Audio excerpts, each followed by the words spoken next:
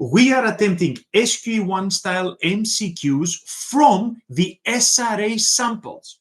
Because as you know, the SRA does not publish past exam papers because they're not that nice. But what they do is that they publish a great deal of sample questions, which is terrific, okay? And it is what we need to know as sort of prep providers, what you guys need to know as candidates. But there's a problem with the questions. They set the questions and the possible answers, and then they publish those as PDFs and so on. You can download them. And at the end of the PDF, they've got the answers. So, you know, the question A is, question 1 is correct answer A. Question B, correct answer is C, you know, whatever. But they don't tell you why. And from discussions that I've had with candidates, this is a serious problem, because in order for you to prepare effectively and to understand what's going on and to build your confidence in answering MCQs, you need to know not only which one is the correct answer, but you need to know why the correct answer is correct, and you also need to know why the wrong answer is wrong. So I thought in this season, we are going to do the MCQs from the SRA sample, and we're going to discuss specifically why the correct answer is correct and why the wrong answer is wrong. So we do have some confidence over what we're doing. And if you say you had an impression why something might be correct or not, you can sort of validate that impression with a little bit of expert advice. Okay? Now, question 1. An architect has received a leaflet from website designers advertising their website design package. On the back of the leaflet was a copy of the website designer's standard terms, which contained a limitation clause.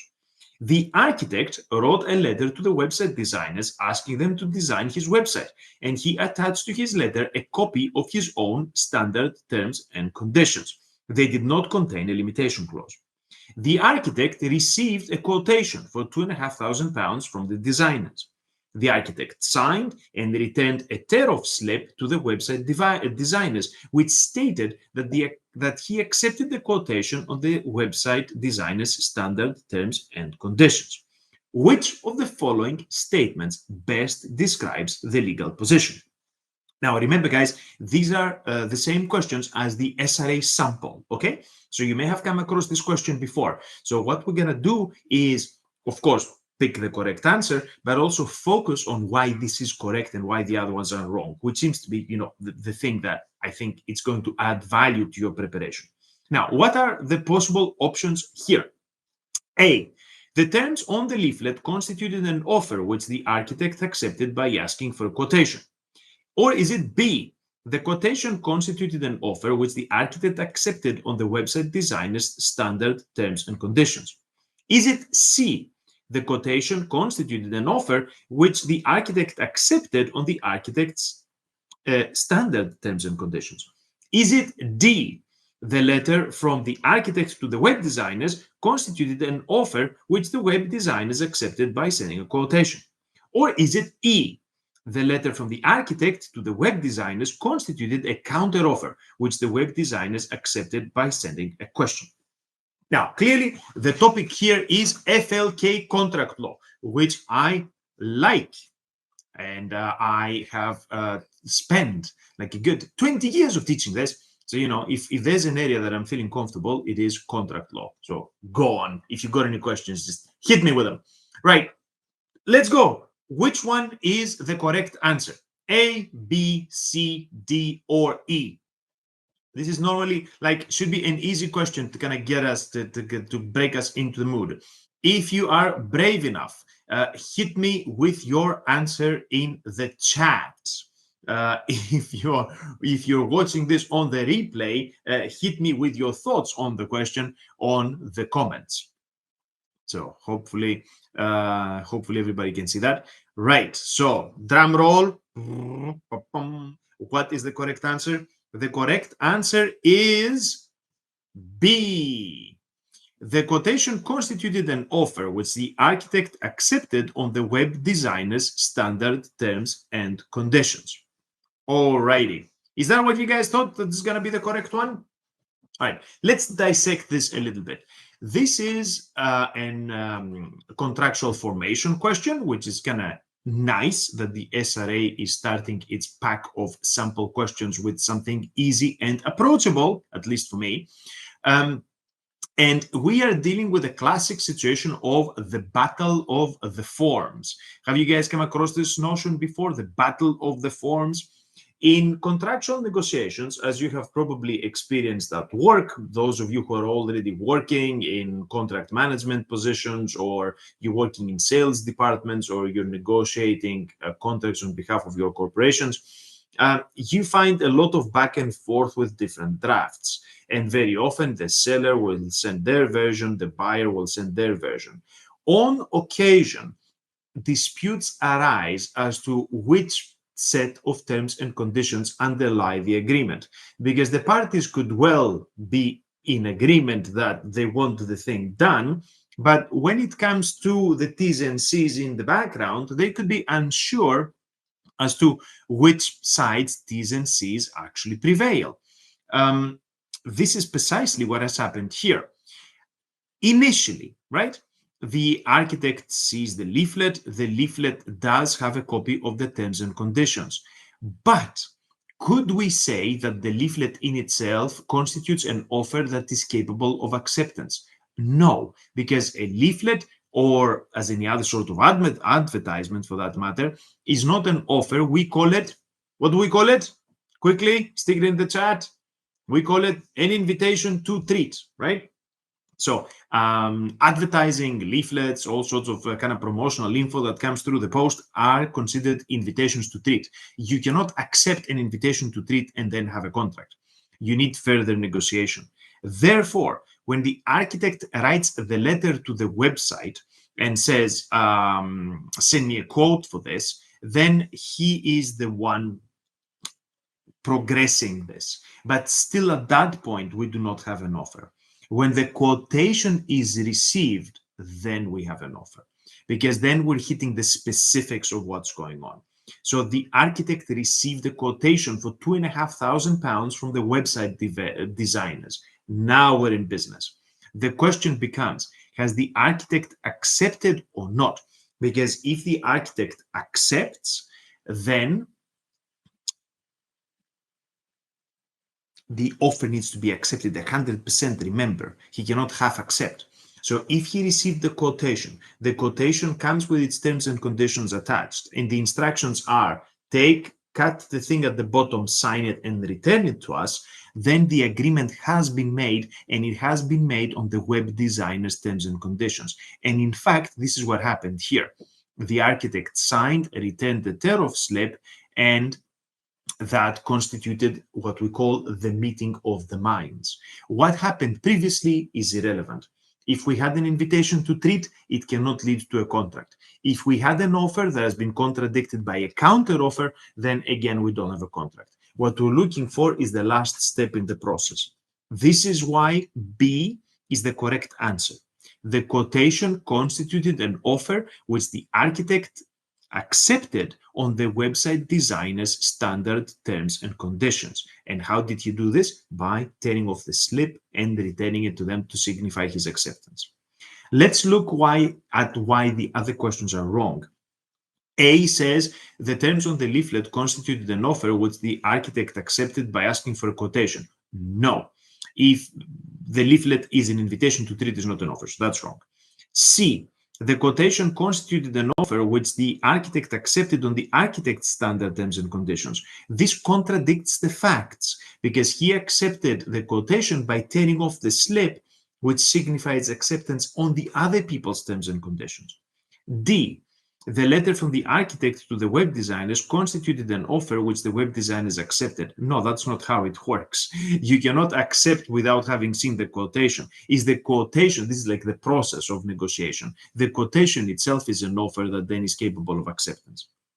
And why is the last one wrong? E, the letter from the architect to the web designers constituted the counter offer which the web designers accepted by sending a quotation. No, because that again misunderstands the sequencing of events. Right, there you have it then. We have answered our first question from the SRA's set And we have explained why B is the best answer. Now, I don't know, do you guys find this difficult?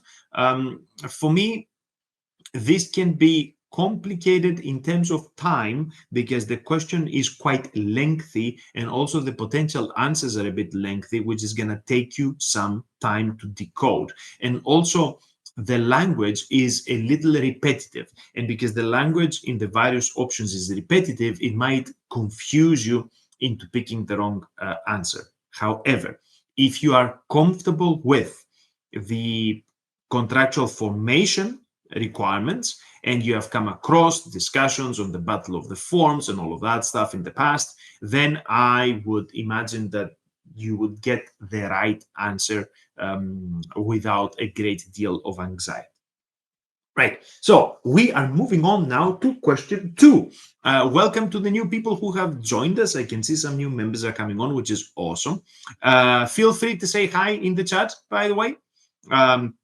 And let me know which stage of your preparation you are. Do we have everybody in here preparing for the January exam, or do we have some people who are kind of early birds and they're thinking for the next exam in July, right?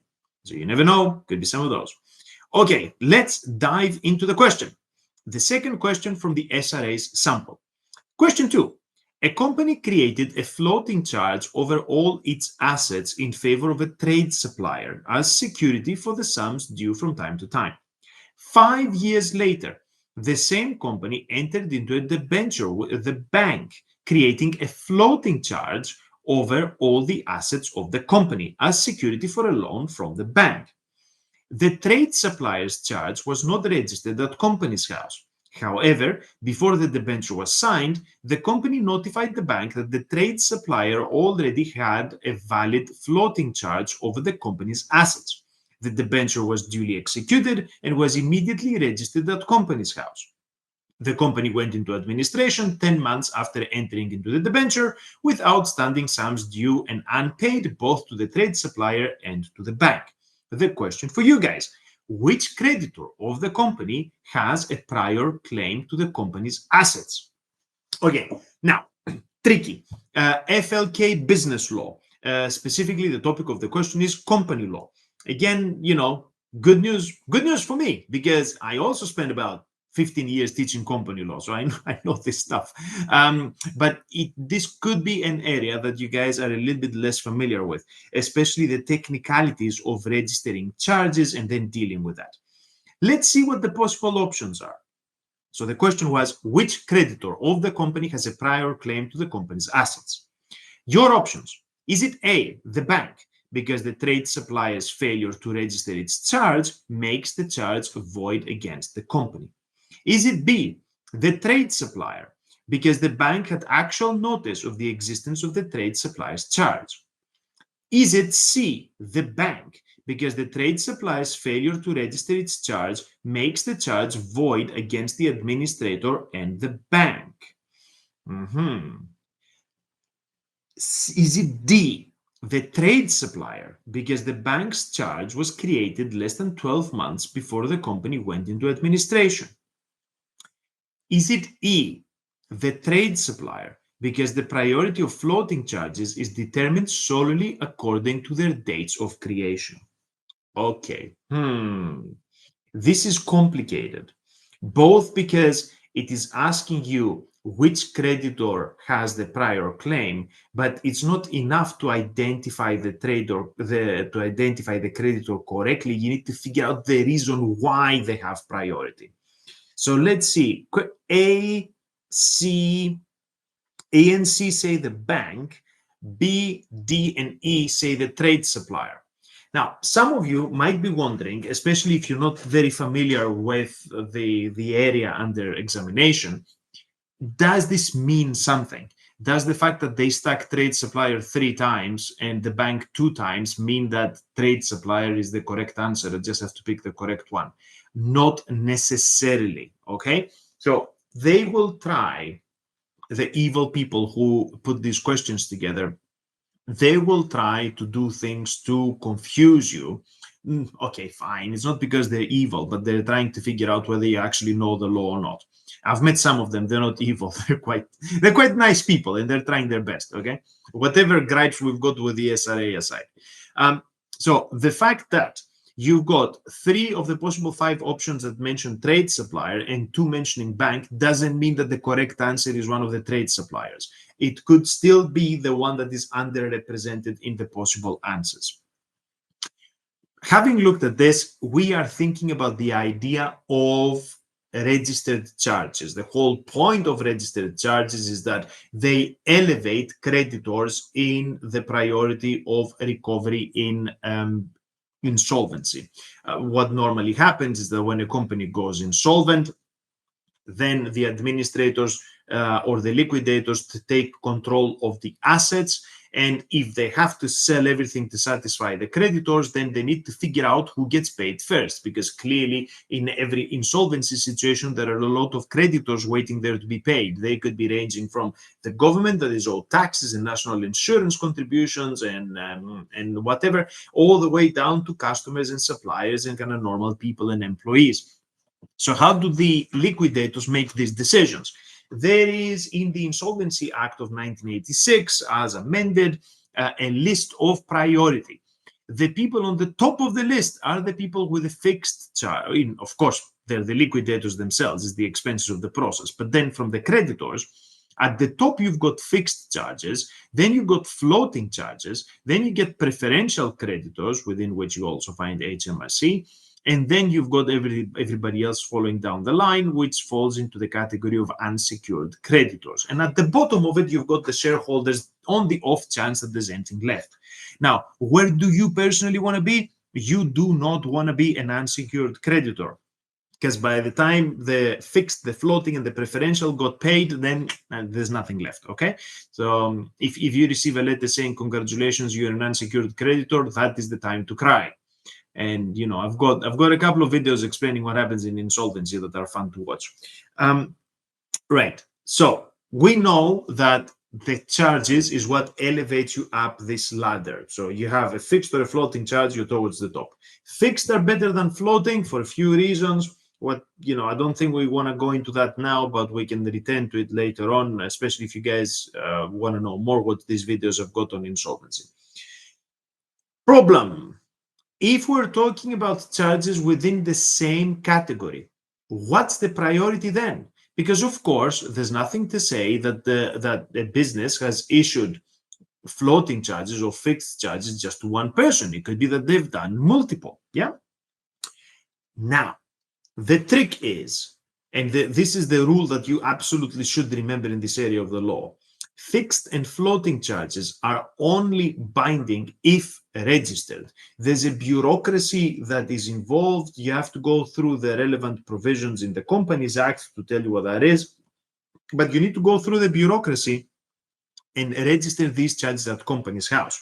And then these are publicly notifiable events. So people who go through the company's information, they can see which creditors have registered fixed and floating charges.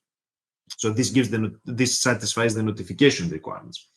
Now, when we're talking about charges that are registered and they're of the same type, normally the first one takes priority, the first one in time, right?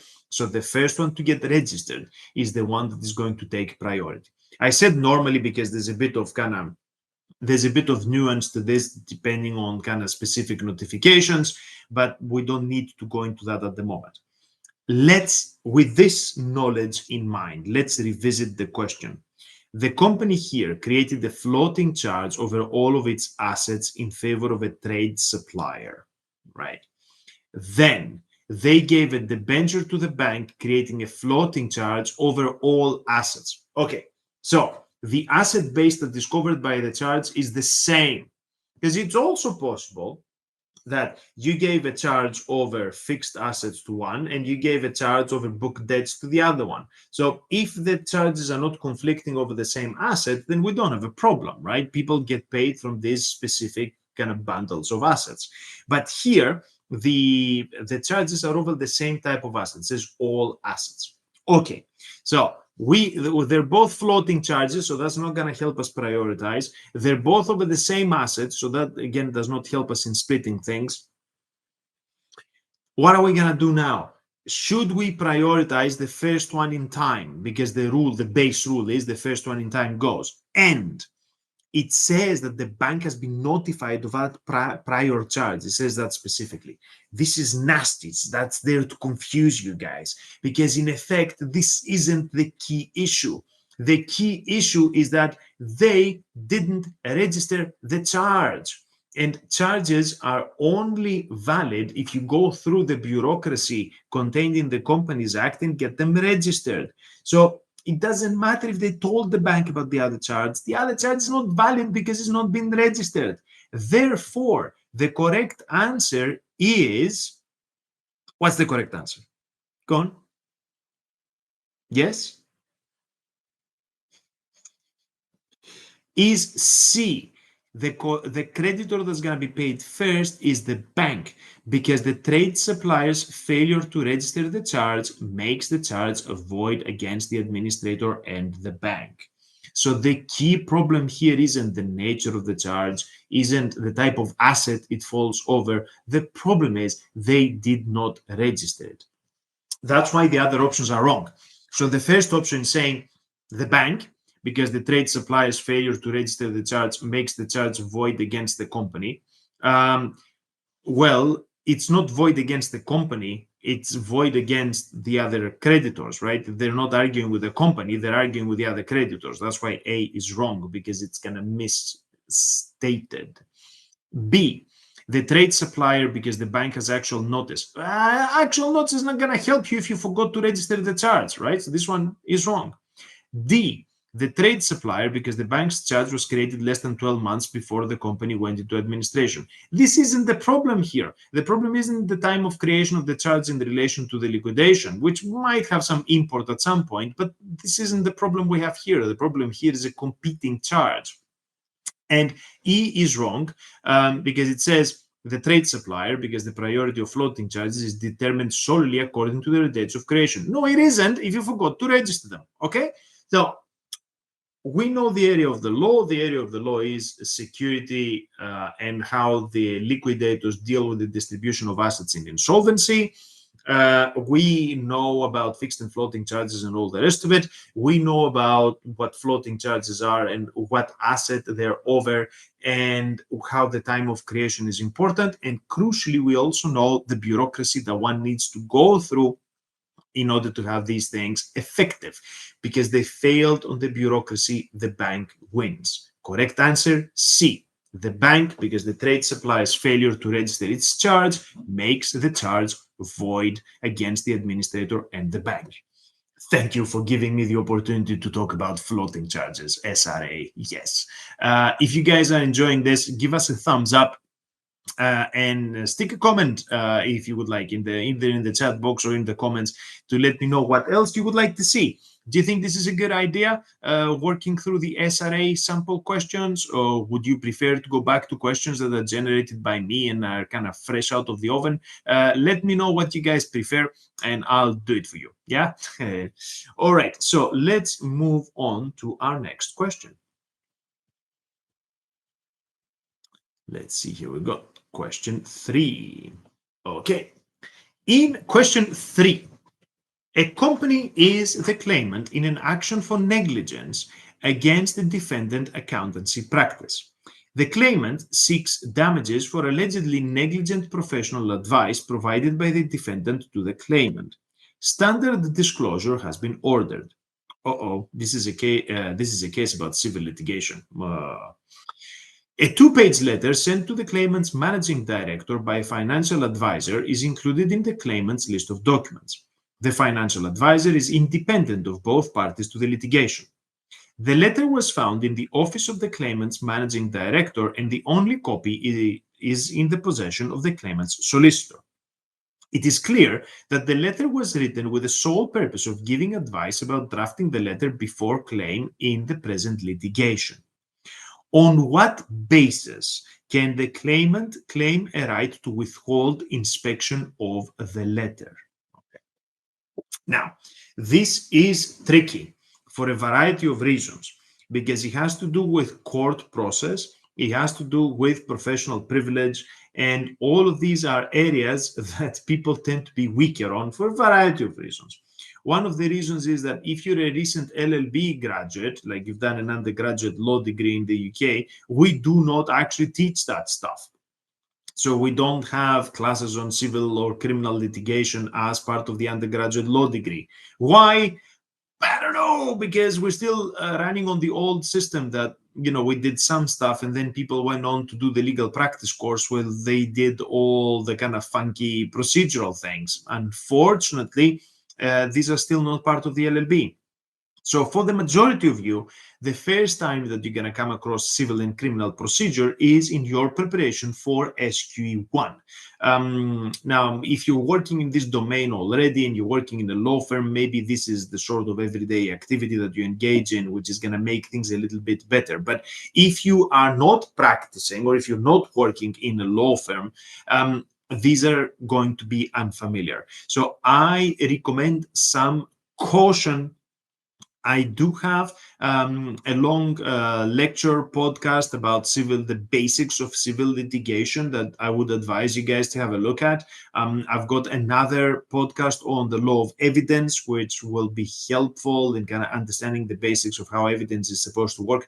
And coming up, I've got one of my new podcast series with the two podcast hosts that are discussing updates to the civil litigation environment. And by God, there have been a lot of changes. So if you're picking up a textbook that is, say, from 2022, throw it away. So many things have changed in the civil litigation domain. You really need to get an up-to-date textbook. We've got so many things. We've changed our understanding of incorporation of ADR processes in civil litigation. We've got all these things about funding and the rules as to third-party funding. We've got all the things about SLAPs and kind of public policy issues. Oh my God, there's like so many changes. So if you're channel members, you already get to see the podcast where I discuss those updates. If you are not channel members and you're like on the free tier of the channel, then you're going to see this later on when this gets published early October. By the way, if you are enjoying these things and you would like to participate in more funky stuff that are available for channel members, you can fork out the incredible £2.99 and become paid channel members. So then you get a lot of extra goodies. Now, the funny thing is that when I launched the memberships a year ago, I was saying that for the price of a coffee, you can get the subscription to this channel. It turns out that you cannot get a coffee anywhere for $2.99 anymore. Thank you, inflation. So I have changed my marketing to say, for less than your coffee, you can subscribe to this channel. So you see, there's value for money, people. For what you get here, you wouldn't even be able to get yourself a latte. Maybe you could get yourself a Greek coffee, I'm not sure. Okay, now, question was, on what basis can the claimant claim a right to withhold inspection of the letter? Your options are: A, the letter is no longer in the control of the party disclosing it; B, the letter is subject to legal advice privilege; C, it would be disproportionate to the issues in the case to permit inspection of the letter; D, the letter is subject to litigation privilege; E, the letter was written after the cause of action accrued. Now, admittedly, I cannot help you here. If you haven't studied the relevant civil litigation bits, then all of this means the same, right? And it's going to be difficult. Are you gravitating? Let's say that we're approaching this from a point of ignorance. Are you gravitating towards a particular answer? Feel free to stick your opinion in the chat. Don't be afraid. And even if you get it wrong, it's not a big deal. I worried about this. I was between legal privilege and litigation privilege. But I'm going to give you a hint. It's not legal advice privilege. Why not? Because if you read the facts properly, this isn't legal advice. This is a letter prepared by the financial advisor, right? So documentation that is prepared by third-party experts to be used in putting together the claim or to advance litigation is subject to litigation privilege, is not subject to legal advice privilege, because this in itself was not legal advice. So the correct answer here, on what basis can the claimant claim a right to withhold inspection of the letter, is D. The letter is subject to litigation privilege. So the fact that it's not in control of the party is not what's happening here. It's not legal advice privilege because the letter does not contain legal advice. Whether it's disproportionate, I think is wrong. I don't see why that would be the case. And it was written after the cause of action accrued. That's both not compatible with the facts and also would not necessarily be relevant. So the correct answer here is that the letter is subject to litigation privilege. Now, if this is freaking you out and you're thinking, oops, the kind of procedural civil litigation bits are things that look too complicated and I'm never going to figure them out, you do not have to get all the answers correct, okay? We're waiting for the results of the SQE1 sitting in July. My prediction is that pass rates are going to go up a bit. I've got a few videos discussing this if you go through the channel, where I try to explain how I kind of arrived at these predictions, but you can effectively get 30-40% of the answers wrong and you're still gonna be fine. So if the civil litigation facts are the ones that are giving you trouble, these are probably gonna be the questions that you get wrong, but you don't need to have 100% competence in all areas of the FLK. You just need to get enough questions through to pass, and if you're getting 60% of the questions correctly, then you're probably in safe ground. Okay. So let's move on and see what awaits for us next. Question 4. Okay, what do we have here? Question 4. Last month, a cycling enthusiast incorporated an online bicycle accessories shop. He is the sole director, and he and a friend are the only shareholders.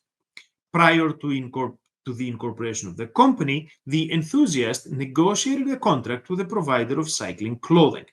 The contract was signed prior to the receipt of the certificate of incorporation by the enthusiast in his own name on behalf of the company. With whom, if anyone, does the benefit of the contract reside? Is it the company only, the shareholders only, the enthusiast only, the enthusiast and the company jointly, or no one? The contract is void. Okay, good question. Again, FLK business law. This has to do with the consequences of company formation and things that have to, that are around this area of what companies are and what they're not allowed to do, depending on the status that they have. The one important thing that I always tell my company law students is that there is no company before you have received your certificate of incorporation. So the question here effectively is about promoters, their rights and obligations. Who is a promoter? A promoter is the person that takes the steps to bring a company into existence. And this is on occasion problematic because you need to put some money in it. You have some costs initially in setting together a company, and you might need to procure services from people. So how can you make sure that things done on behalf of the company are paid for by the company when it comes in existence and burden the company as opposed to you as a person? This is a tricky area. The quick answer is, and I do have I have multiple lectures, in fact, talking about company formation on the website, but the key idea is that before the company has received its certificate of incorporation, it does not exist. Therefore, any agreements done, regardless of whether they suggest that they're on behalf of the company, they are in fact between the person who is negotiating them and the party on the other side. So with whom, if anyone, does the benefit of the contract reside? The correct answer here is C, the enthusiast only, because the enthusiast, in his position as promoter of the company, enters into contracts in his private capacity before the point that the company has attained its incorporation certificate. Right, there we go. Now, Why is it not the company? Because the company does not exist. Why is it not the shareholders? Because it's never the shareholders. This is like always wrong. Okay. The company is the entity that enters into the contracts, not the shareholders. The enthusiast and the company jointly is wrong because the company was not yet in existence. And no, when the contract is void, this isn't right because this would be unfair on the third party. Okay, so do not only think about the promoter and the company and all of that stuff. There is a third party supplier that is involved in all of this. So the contract is perfectly fine. The question is who takes the burdens and benefits of that contract. Correct answer is, in this case, the enthusiast, because he entered into this contract before the company had come into existence. Are we happy with this? You guys heard about the concepts of promoters and stuff in the past? If you learn this for the first time, it's an interesting thing, hit the like button so Google knows how much fun you guys are having. Yeah. Okay. Now, and we're racking up the people watching us live, which is awesome. Thank you guys. But we don't have a great deal of interaction in the chat. Go on, put something in the chat or send us an emoji. Because I'm never sure how these things go out. You know, if everything's going out fine and the sound's fine and the video is fine, let me know in the chat. It makes me feel a bit better. Yeah. All right. So let's try and move on to question 5. Alrighty. So we are hitting question 5. A woman in the UK asserts that her rights under Article 8 of the European Convention on Human Rights have been infringed by a public authority. Although she wishes to protest, she is unwilling to bring court proceedings under the Human Rights Act against the public authority because of the publicity she might receive and because of the possible costs. The woman's wealthy cousin is not affected by the alleged infringement, but says she would be willing to bring proceedings on behalf of the woman. Can the cousin bring legal proceedings as the woman's representative under the Human Rights Act? Okay, thank you, Noella. So the video is coming through okay and the sound's coming through okay. Awesome. I never know. And you know, I've gone through live streams in the past where I was kind of yapping away for an hour and then it turns out the audio was not on. So you know, not a great experience. So thank you for your comments. That's like super helpful.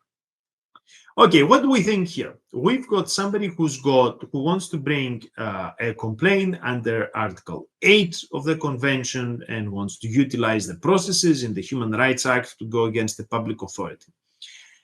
Can somebody else bring proceedings on their behalf? Your possible options are A, yes, because family representatives are specifically granted standing. B, yes, because the Human Rights Act provides that proceedings may be brought by a representative where anonymity is a serious concern. C, no, because only a victim of the infringement can bring an action and the cousin is not a victim.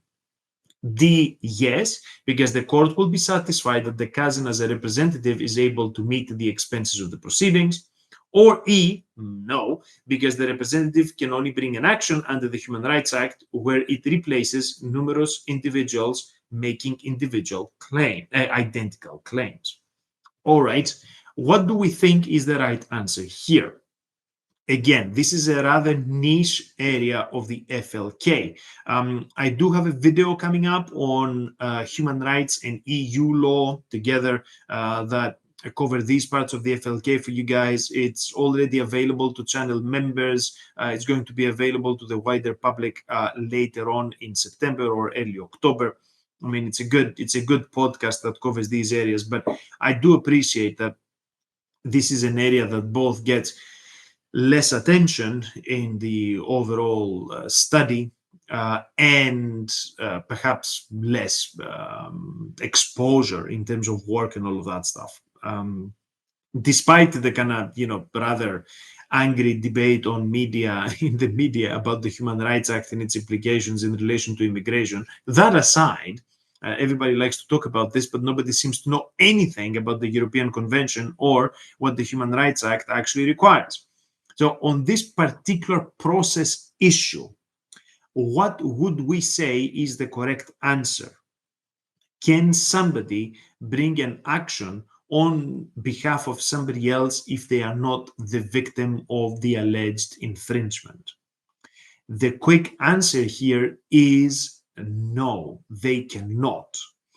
So the correct answer is C.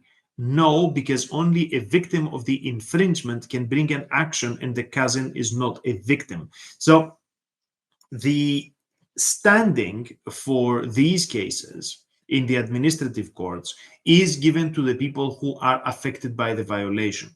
So you need to be the victim of the violation to have standing in court. And bizarrely, the cousin could achieve what they want by just funding the action. They don't need to be the named claimant in order to financially support the action.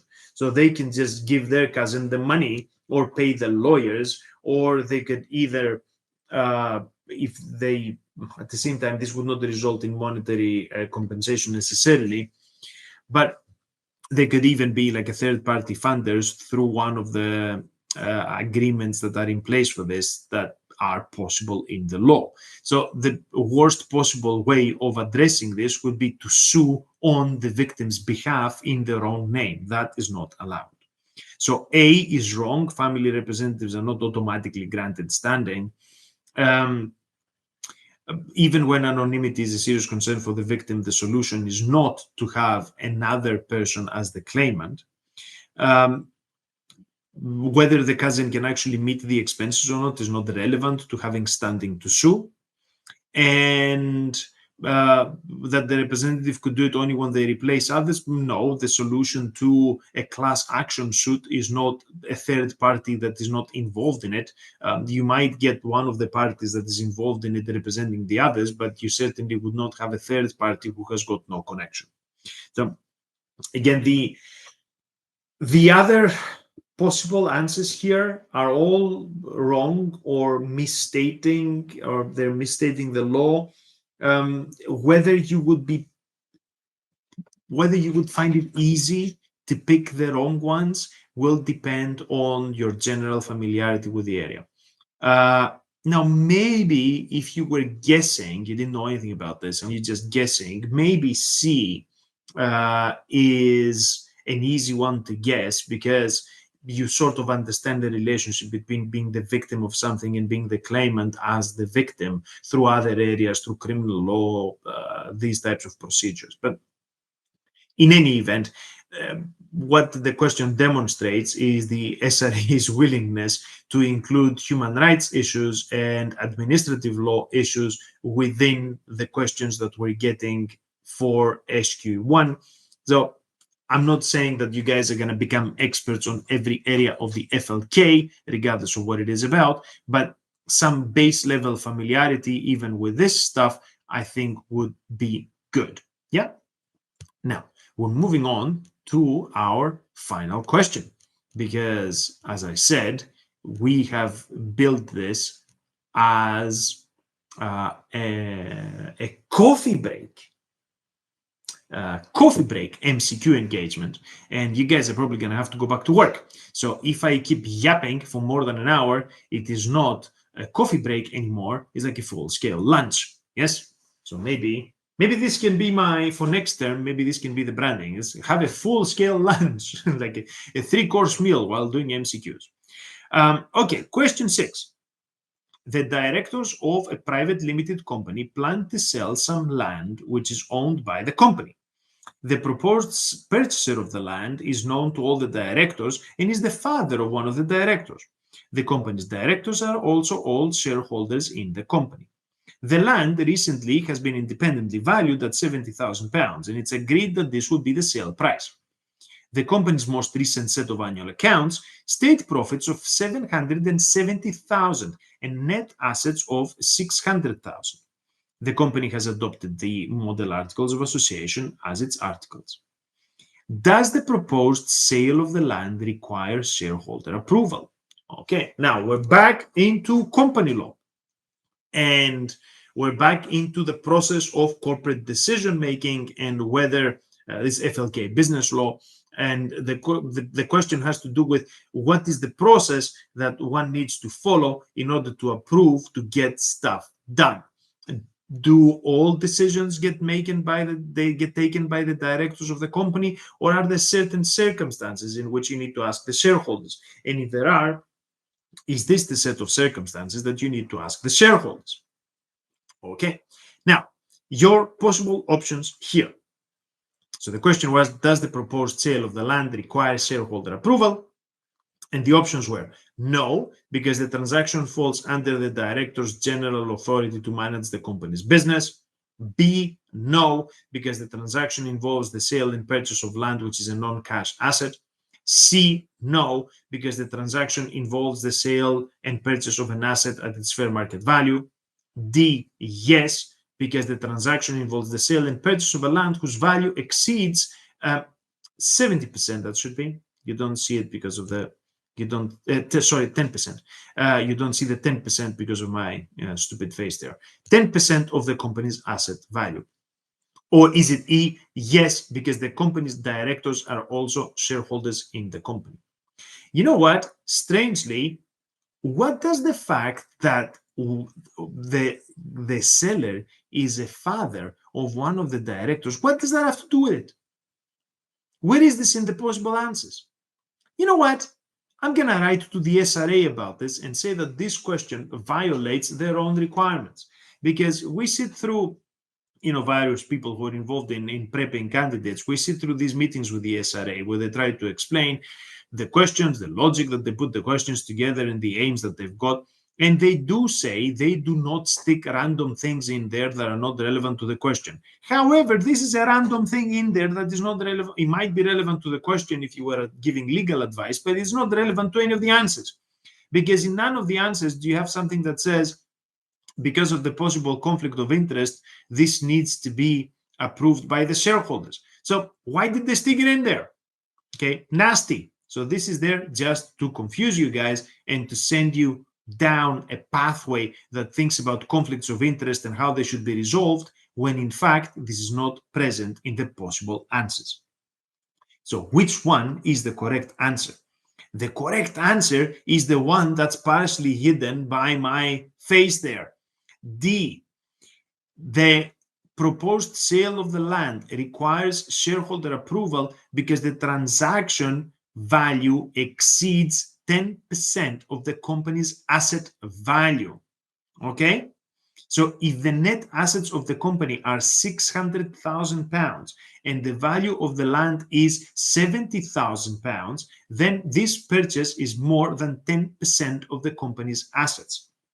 And as per the rules of the Companies Act, you need to get shareholder approval for transactions that exceed that level. So the first possible answer here is wrong, even though the directors do have general authority to manage the company's business. There are certain limits to this, and there are certain transaction value limits that this case exceeds. So A is wrong. B is wrong. Like, it's not like you can do whatever you want with non-cash assets. C is wrong because whether it's fair market value or not is not the source of the problem. The source of the problem is the value overall in relation to the value of the business. Okay, and E is wrong because the directors are also shareholders, and no big deal. That's the case normally. It doesn't have anything to do with what's going on here. So the correct answer here was D. Yes, the shareholders need to approve this because the value of the asset they're trying to purchase exceeds 10% of the asset base of the company. Question 7. The owner of a Greek restaurant orders wall tiles that include a border design showing the Greek flag. After the tiles have been fitted, the owner notices that the tiles are decorated with the flag of Uruguay. Right. The owner wants the tiles to be replaced. The question: in a claim for breach of contract, which of the following measure of damages is the court most likely to award? Is it A, expectation? Is it B, reliance? Is it C, cost of cure? Is it D, loss of amenity? Or is it E, mental distress? Now, as a Greek guy, I can tell you that if you order Greek flags and they bring you Uruguay flags, you're definitely going to suffer some mental distress. You know what the flag of Uruguay looks like? It's the same pattern as the Greek one, so it's got white and blue stripes, but then in the corner on the top left side, it's got a sun, while the Greek flag, of course, has a cross. Yeah. So you definitely do not want to be running a Greek restaurant and having the flags of Uruguay all over the place. So what do we think is the correct answer? Which is the most appropriate measure of damages when the Greek guy sues the wall tile supplier for breach of contract? Yeah.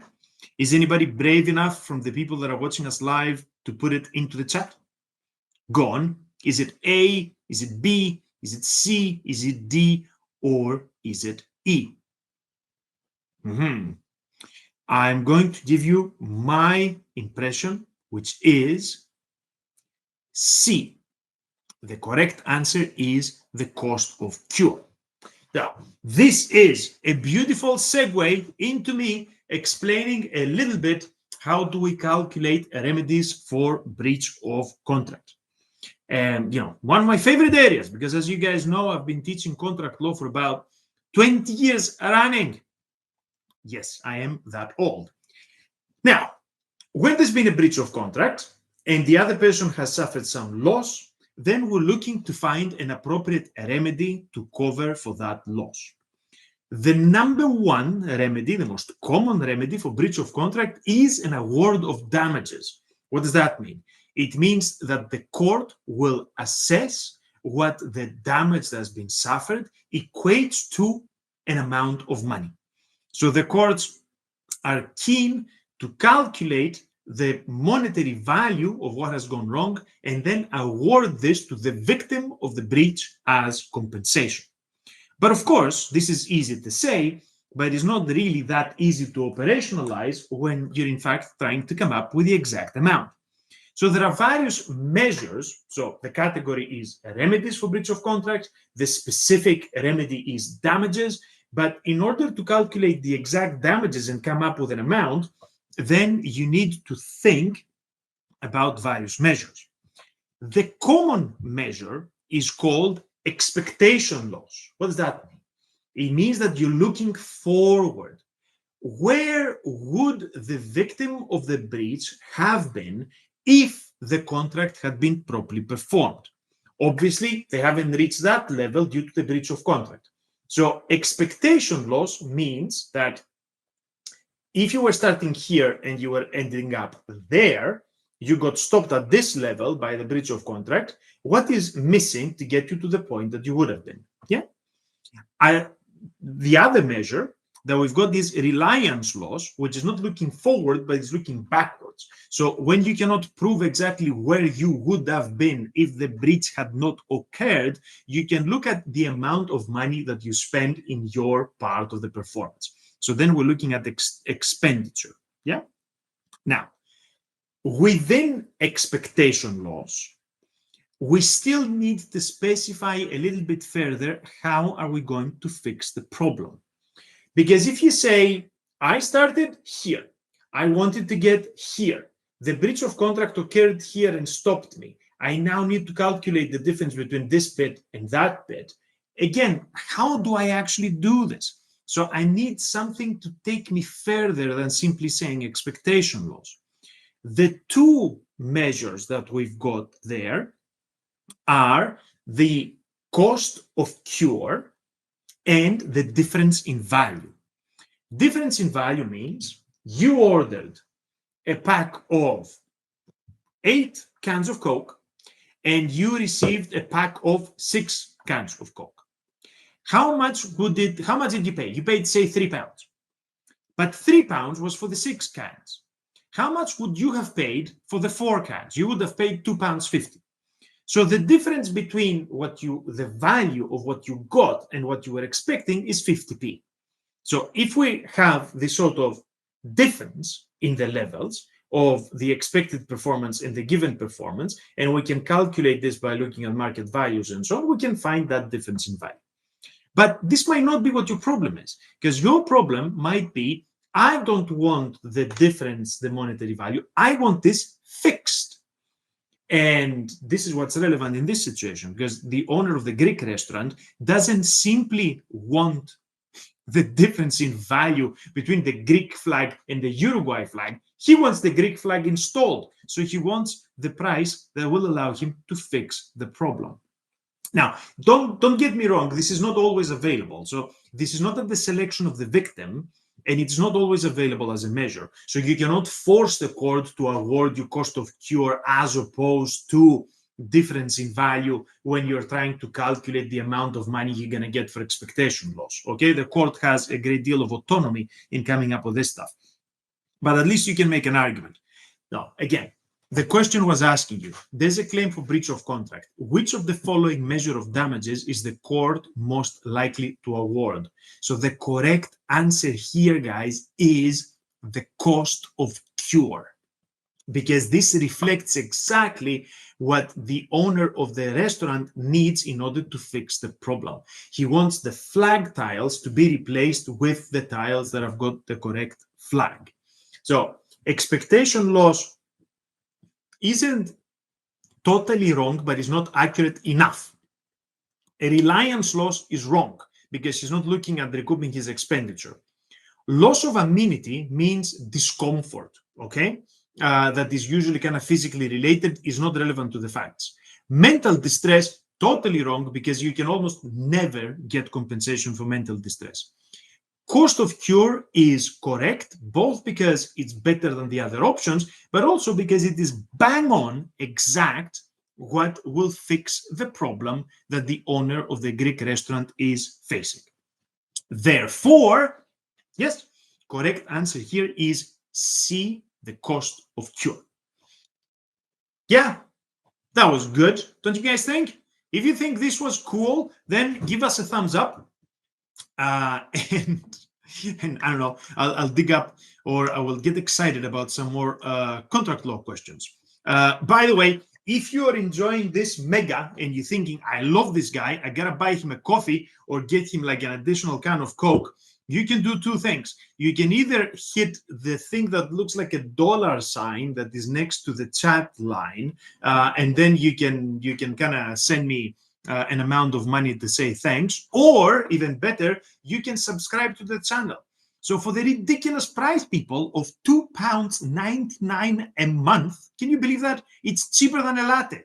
So for cheaper than a latte, you can subscribe to this channel and have access to a bunch of special stuff, including, most importantly, a direct view of all the videos that I'm scheduling. And I'm scheduling a fantastic set of new videos with updates for everything that's been going on in the key areas of the law for the 2026 exam. So I've already got company law, I've got legal systems, I've got constitutional law, and I'm working my way through the rest of the topics for significant updates for 2026. So these will all eventually become available for everybody for free on the channel. But if you want early view of these and you don't want to wait up until October and November, you can subscribe or join the channel, as YouTube likes to call it, and see these things straight away.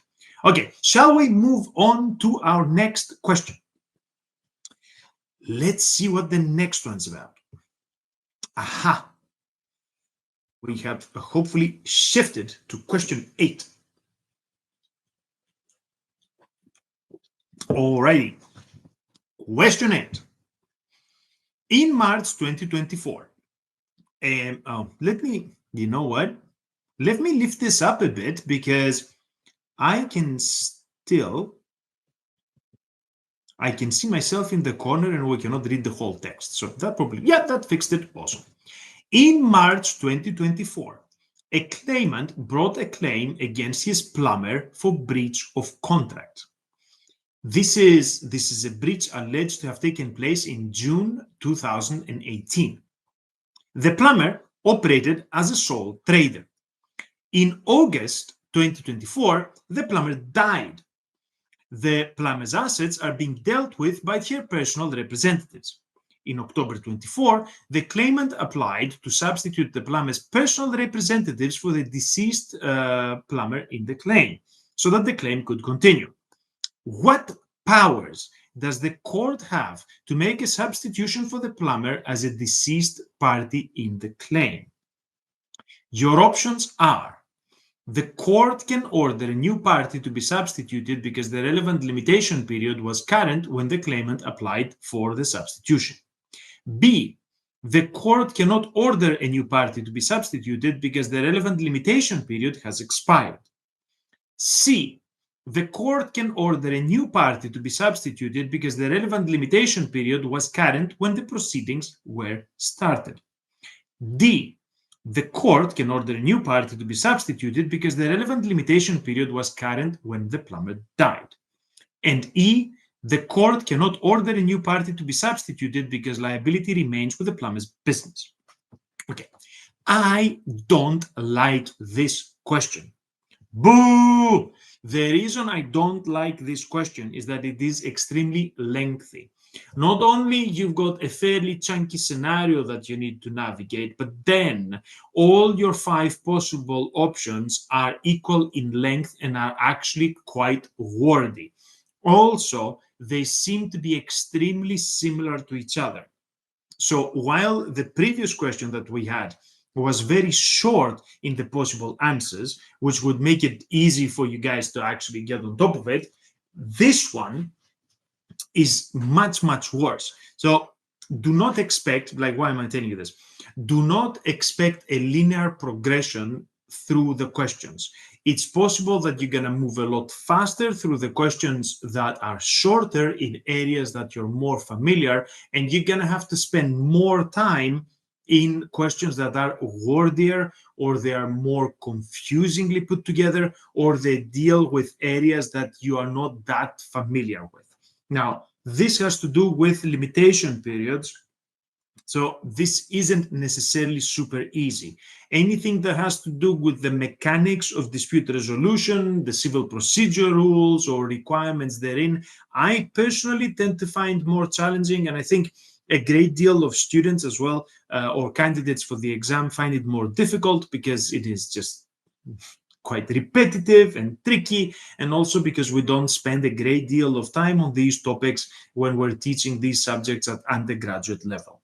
Now, if you think that question 8 is primarily about limitation periods, then what would be the correct point in time to assess whether we're staying within the limitation period or not? If you've got an impression on what the correct answer should be here, please feel free to put it in the chat.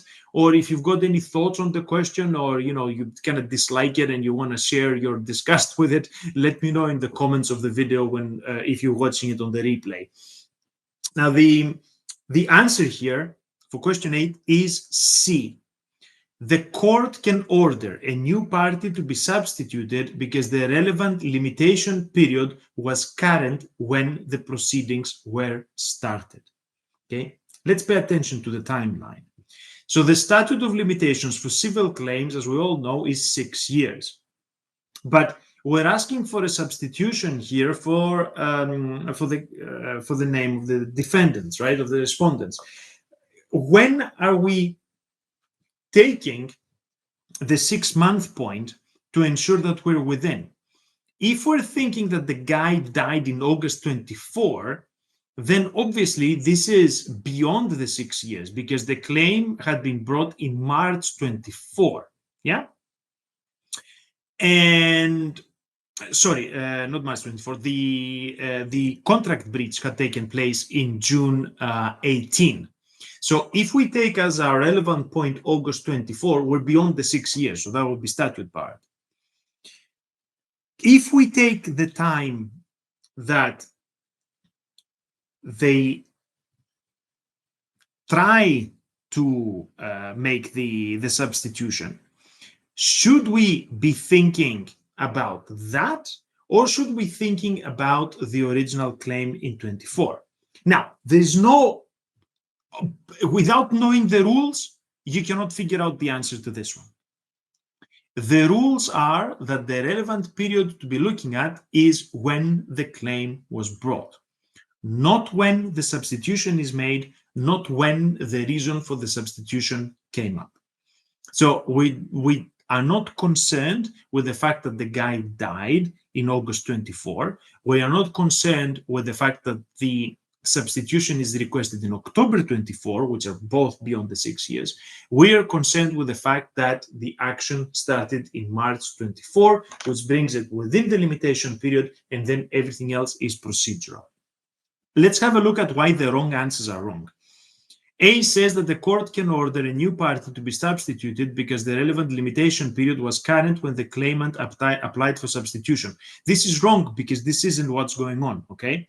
The time when the claimant applied for substitution would be too late. So A is wrong. B is also wrong. It says the court cannot order a new party to be substituted because the relevant limitation has expired. No, because it all depends on what point we're taking as the relevant point. As we said, C is the correct answer. D says the court can order a new party to be substituted because the relevant limitation period was current when the plumber died. Well, no, it wasn't, because he died in August. Okay, so this is beyond the 6 years already. And E says the court cannot order a new party to be substituted because liability remains with the plumber's business. That's wrong on the facts, because liability is not on the business. The guy was a sole trader. So normally, and I say normally because there are a few kind of questions that kind of don't respect this, normally everything that is said in the question is said for a reason. So you may have picked up at the beginning of the problem question when it says the plumber operated as a sole trader. This isn't there for funsies. It's there because it's setting you up for the question that's following. Yeah. If the plumber was operating through a private limited company, the whole thing would be completely different. But the fact that he's operating as a sole trader means that E is wrong. Yeah. Because this remains a claim on personal assets as opposed to something that would be corporate assets. Now, I hope this explains why C is the correct option here. I'm not going to pretend to like the question because I think it is difficult. But then again, having some kind of fundamental knowledge of limitation periods and what are the relevant points for assessing those limitation periods is part of the job. Okay, let's move on to our next question. This would be question 9 from the SRA's sample.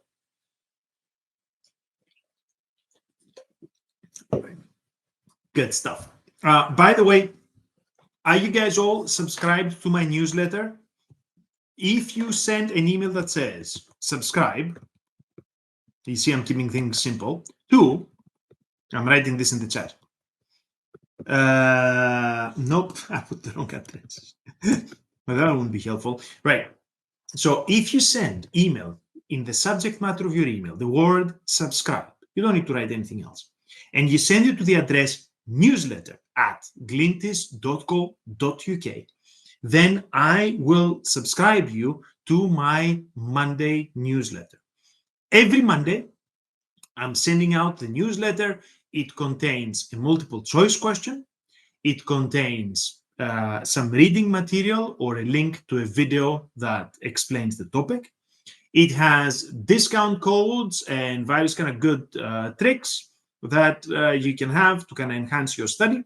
And it's got a fully articulated answer to the question from the previous week. So these are all freshly prepared MCQs in the style of SQE1. The newsletter comes out every Monday. It's completely free for everybody. The only thing you need to do is subscribe. And you get as a bonus the study planner that I've put together The study planner is with the kind support of the books from Revise SQE, and it's got like a nice discount code in there for their titles. The study planner takes you from August, so like fairly recently, all the way up to the January 26 SQE1 exam. So it breaks out the FLK into what you should be studying every week to keep on target and to have covered everything by the time we hit SQE1. So if you guys, especially if you're self-studying, if you were looking for a study planner to support you in your preparation, then that might do the trick. So it's all available there on the website. And remember to subscribe to the newsletter. Now, question 9 from the SRA's sample. A man is given a bicycle as a gift. He later agrees to sell the bicycle for £25 to a woman, but no payment has yet been made. He subsequently discovers that the bicycle is worth £390. That's awfully specific. He informs the woman that he no longer wishes to sell the bicycle because he was mistaken about its value. What advice should the woman be given? A. There is a contract because there is executed consideration. B. There is a contract because sufficient consideration has been promised. C. There is no contract because the consideration is insufficient. D. There is no contract because adequate consideration has not been promised. E. There is no contract because the consideration promised was only executory. Aha.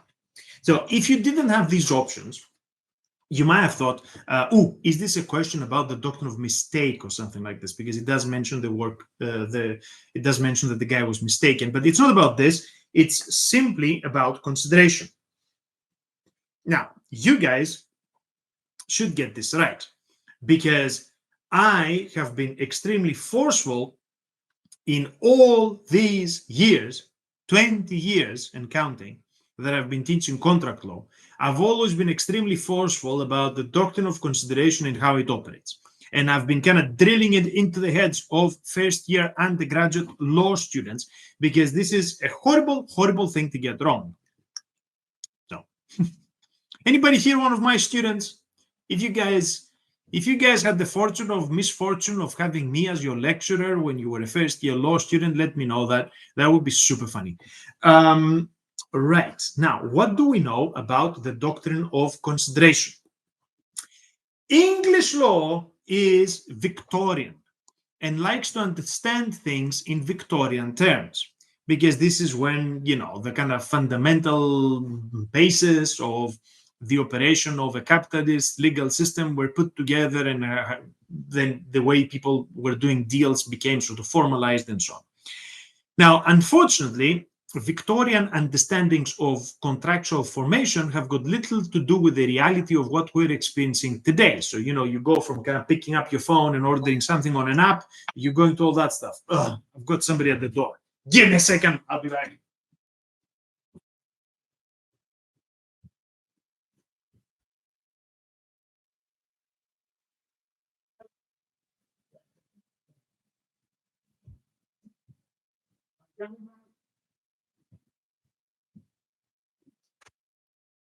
All right, why is it?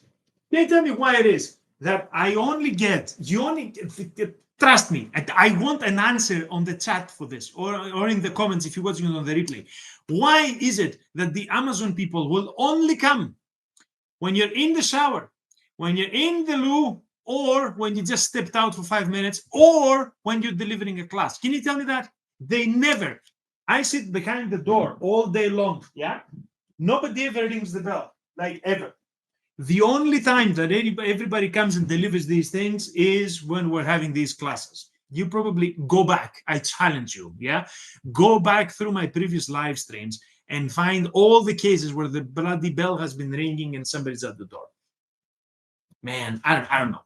I don't know what it is about delivery people. Okay, now, rant over. So, the English contract law has Victorian understandings as to what is going on. So the doctrine of consideration is one of the key elements in the formation of contract. Why? Because it gives an impression of value. Yeah. But this value, super important. You get this, everything falls apart. Okay. If you get this wrong, just forget it. The value is not value actually exchanged. It is value promised. Okay, guys? Promised. So what constitutes consideration is the promise that you will provide something that the other party considers valuable. You don't need to go with the actual exchange. So if we remember this, that we need something that the other party considers to be valuable, yeah? And that value needs to be contained in the promise. So it's going to happen in the future, yeah? Which one is the correct answer here? So we are in question 9. Anybody want to venture an answer? Whether it's A, B, C, or D? No. You're too timid. You are actually one of my former students and you don't want to run the risk of getting this wrong and me kind of losing it. No. So the correct answer here is B. Okay. There is a contract because sufficient consideration has been promised. Let's read the question again. Blah, blah, blah. He agrees to sell the bicycle for £25 to the woman. Did she give him the money? Not yet. Did he give her the bike? Not yet. Is that a problem? No, it's not. Because consideration needs to be present in the promise. He's promising to give something of value, the bike. She's promising to give something of value, the money. Done deal. Why does it say sufficient? Because this goes, there's too many things in this question. So it's like, this is a simple question because it's not that worthy. So I like it more than the previous one. But in fact, there are so many things packed in there. There is this doctrine that consideration needs to be sufficient and not adequate. What does that mean? Sufficient means that it satisfies the other person's perception of value. Adequate means market value. Yeah, it means that it would need to be like generally recognized as appropriate price. We do not need consideration to be adequate. We need consideration to be sufficient. We need for the other party to think that they're getting something that they want. We're not just, we're not Googling it to see how much this thing costs. Why is A wrong? A is wrong because it talks about executed consideration. Executed doesn't mean that. Executed means the exchange has already taken place. This is not according to the facts. Therefore, this possible answer is wrong. What about C? C said there is no contract because the consideration is insufficient. That is wrong on the facts. Why is it insufficient? The woman asked for a bike. He asked for money. No problem, okay? So that's not right on the facts. D, there is no contract because adequate consideration has not been promised. Wrong, because I told you we don't need it to be adequate, we need it to be sufficient. And E, there is no contract because consideration promised is only executory. So what? This is not the requirement. Executory consideration is perfectly fine. It just means that you're promising to provide something of value, like either party is making that promise, the exchange is going to take place later on. You know what the exchange is called? It's called performance of the contract. Okay? We are still at the level of consideration supporting the formation of the contract. We're not at the level of execution. Execution is performance. If it doesn't happen, then you got a claim for breach of contract and all the rest. That's it. Go on, tell me.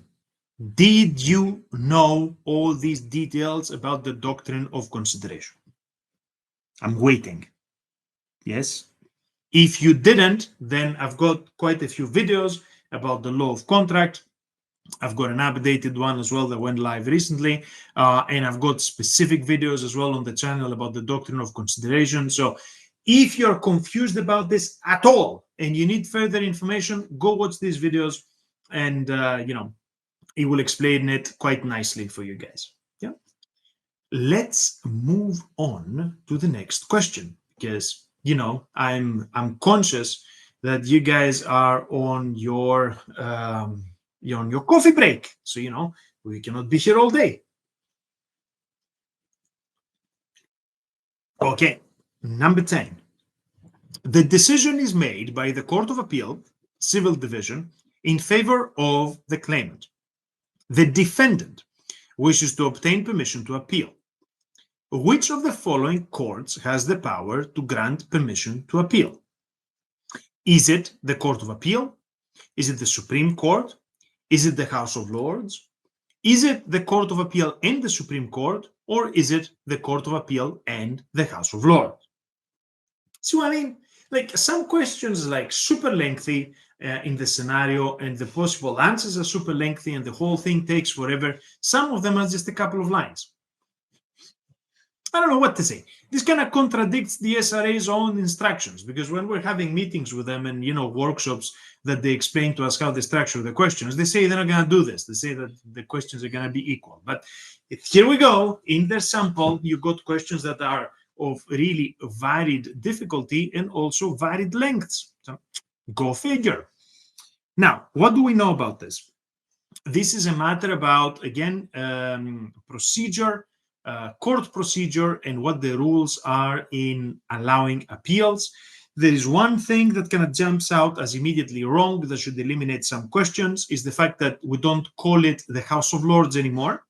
So the top court of the land used to be called the House of Lords, but this changed some time ago, and the name changed to the Supreme Court. I'm guessing is this part of our attempt to change everything to kind of American terms? I don't know. Could be. Maybe we can have a Department of War soon. Who knows? But anyway, that aside, since the name has changed, then the correct answer cannot be one that contains the House of Lords. So that eliminates C and E. So from the rest, is it the medium court, the Court of Appeal, or is it the top court, the Supreme Court? In fact, it is both. So the correct answer is the Court of Appeal and the Supreme Court has the power to allow permission to appeal. Yeah. Now, don't ask me why. This is how the rules are structured. Yeah. Okay, this was an easy one, so we got through it quickly. Let's see what happens with the next one. So our next question. A man runs what? He runs a very popular farmer's market on a small farm on the edge of a village every Thursday, which is good stuff. So you can come, you can sit here and watch my live stream on the Wednesday, and then you can go to the man's farmer's market every Thursday. It's terrific. Now, this farmer's market results in the village becoming very busy on Thursdays, when many of its roads are blocked by parked cars. Because of this, on Thursdays, a woman who runs a business in the village is unable to deliver her goods, and she loses trade as a result. Which cause of action should the woman pursue in tort? Yeah, nice stuff. Tort is a good subject. I've spent some time teaching that as well. I've got a couple of lengthy lectures already published on tort law. I've got a new one, an update with updates for 2025 that's scheduled up, and it's going to appear at the beginning of October, I think. But as I said, if you have joined the channel as a paying member, you can see all the videos that are scheduled straight away, so you don't have to wait. But there we go. Nice tort question. So what is the cause of action that the woman can pursue? Is it private nuisance, public nuisance, Rylance and Fletcher, is the rule in Rylance and Fletcher, negligence, or occupier's liability? Aha. Now, this, of course, assumes that you know a little bit about the law that has to do with nuisance. And have you noticed how I cannot say this? No, I can't. That's why I use kind of speech to text on the videos. There are certain words in English I cannot say. They shoot me. What am I going to do? Anyway, so it's not private. I'll tell you that, because this is a problem for the entire village, isn't it? So the man is running his farmer's market, his customers are parking their cars all over the place and blocking access to the village. So this isn't a private matter. It is admittedly a public matter. Yeah. So the correct answer here is going to be B. This is a public nuisance. So this is a tort that can be pursued. Is it negligence? No, it's not, because this is not a situation when there's a duty of care that's been breached and all of that stuff, or one of the statutory areas about the duty of care, because negligence would imply that the farmer himself directly has done something to the woman, okay? But that's not what's going on here. It's like a secondary level action that is causing the issue.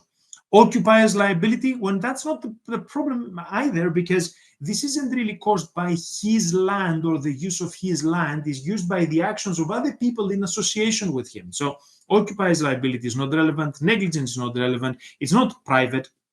And does anybody know what is the rule in Rylands and Fletcher? Do you? If you don't, then you can watch this lecture that I've got specifically, or nuisance and the rules in Rylands and Fletcher. This is about things that emerge, escape, and come from your land. Could be pollution, could be smoke, could be smells, could be noise, could be all sorts of stuff. Yeah. But again, this isn't what's happening here. It's not like the man in his land is doing something that's bothering everybody else. They're the actions of his customers, the effect that his activity has got on the public, that is the cause of the problem. So correct answer here that matches the facts of our case is the public one, which is option number B. Number B. It's not a number. Is B a number? No, it's not. Okay, so B is the correct answer. So now we are rapidly approaching the end, and we're hitting our last question. But let's make this a little bit smaller. Is smaller going to help us? Maybe not, because we cannot see the totality of this. Maybe now it's a bit better. Okay. Now, our last question for the day. Question 12 from the SRA's set. So this is the FLK1 sample questions published by the SRA.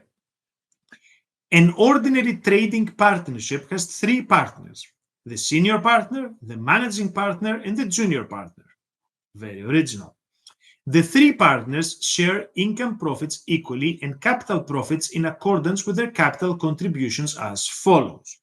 The senior has 50%, the managing has 30%, and the junior has got 20%.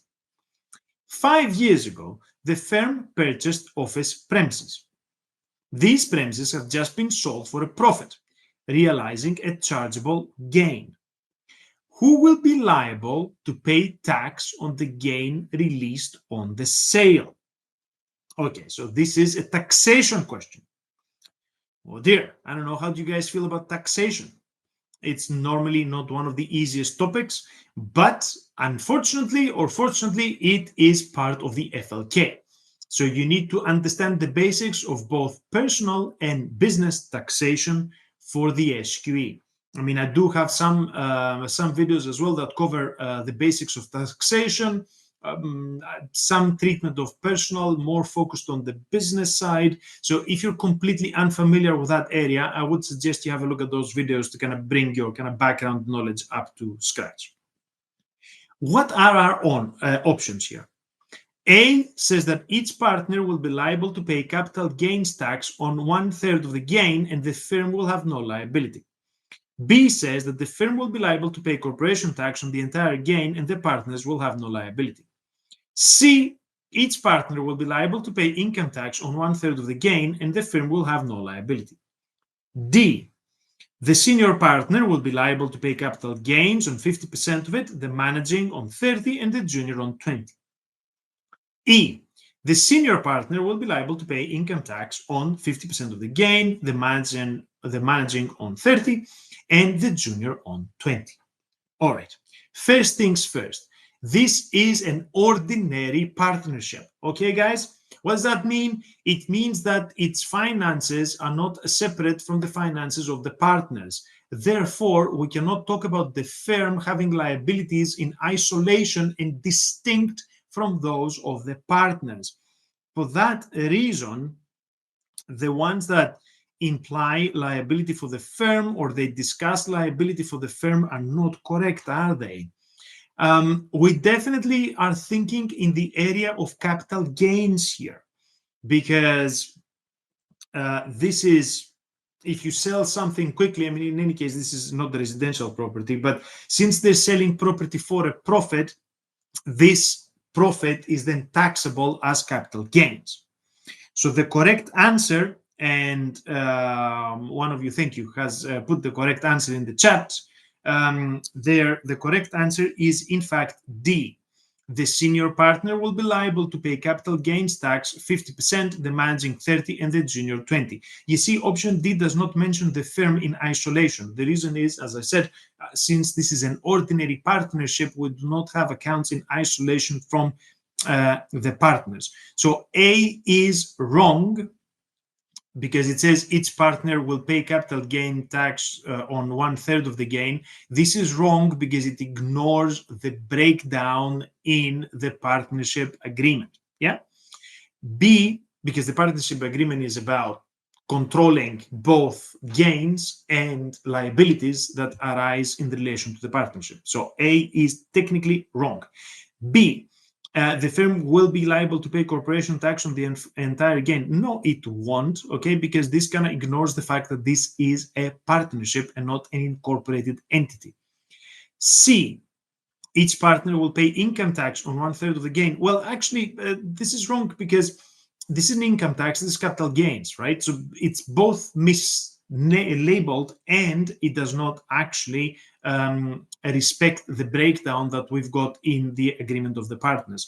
And E, that said each partner is liable to pay income tax. Again, this is an income tax, okay? Capital gains is different from income tax. The rates that you need to pay are different, and the whole treatment of it is different all around. Question 13. A company has an accounting reference date of the 31st of December. It commenced trading when? It commenced trading in April, so that its first accounting period ended on the 31st of December of the year in which it commenced trading. During its first accounting period, the company made neither a trading profit nor a trading loss. However, the company did make a chargeable gain of £75,000 in November. This is from the sale of a freehold property. The company made no capital losses during its first accounting period. In the second accounting period, which ended on the 31st of December the following year, the company made a trading loss of £45,000. The company made no capital gain and no capital loss during the second accounting period. Can the trading loss of £45,000 made in the second accounting period be set off against the chargeable gain of £75,000 from the first accounting period? The short answer is, I don't have a clue, because if you haven't been looking at the tax rules, really, why would you know? Okay. So your average law student at this point is going to go, I give up, because, I'm not an accountant. I don't know what's happening here. Just, help me out. But you guys are lucky. Dr. Yannis is here to come to your assistance. So let's go through our possible options. Option A, yes, no trading or capital losses were incurred in the first accounting period. So remember, the question was, can the trading loss of £45,000 be set off against the chargeable gain? Okay, so first answer, yes, because no trading or capital loss was incurred in the first accounting period. B, no, because a trading loss can only be set off against trading profits from an earlier accounting period. C, yes, because the chargeable gain occurred within the first 12-month period ending immediately before the accounting period in which the trading loss was incurred. D, no, because the company was not carrying on business for a full 12-month period before the accounting period in which the trading loss was incurred. E, no, because a trading loss can only be carried forward and set off against trading profits from a subsequent accounting period. Gobbledygook. Yeah. So this is actually, I find this an exceptionally difficult question, both because it's got numbers in, and the vast majority of law students kind of freak out when they see numbers, Everybody's thinking, if I could do numbers, I would have gone into something else. So there you go.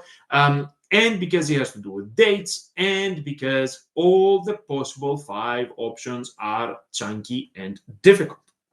Now, the only way that you can answer this is if you are familiar with the Corporation Tax Act of 2010, specifically Section 37. What this says is that losses can be counted against the money, the incomes that you had and the profits that you made forward, but they can also be carried backward so long as you stay within the 12-month period. And interestingly, what is this 12-month period? Because that's the thing that stumped me, okay? Because I was thinking, hang on, if they made that profit in November and then they're having this discussion the year after, and it's December, it's more than 12 months. It is 12 months from the beginning of the accounting period, meaning that everything that this company did, they started trading in April, they had these gains in November, and then they went forward. Everything within that previous accounting period is counted. Therefore, the correct answer is C. Can the trading loss of £45,000 made in the second accounting period be set off against the chargeable gain of 75 from the first accounting period? Yes, because the chargeable gain occurred within the 12-month period ending immediately before the accounting period in which the trading loss was incurred. Thank you. Yeah. So the first one is wrong because it says no trading or capital losses were incurred. This is not relevant. The second is wrong because it says trading losses can be offset only against trading profits from an earlier period. No, it can be forwards, it can go backwards. D is wrong because it says the company was not carrying business for a full 12 months. This is irrelevant. It's not part of the requirement. E is wrong because it says trading losses can only be carried forward. In fact, the Corporation Tax Act of 2010 allows them to be carried forwards and backwards. Would you be able to answer this simply by guessing? No, because all these questions seem legit in one way or the other. How can you kind of get yourself to a position that you can comfortably answer these? You need to read the relevant bits that have to do with the taxation aspects, personal to an extent, corporate much larger, that are part of the FLK syllabus. I already have a video about taxation, but I need to go into it a bit deeper, as we all understand after this question.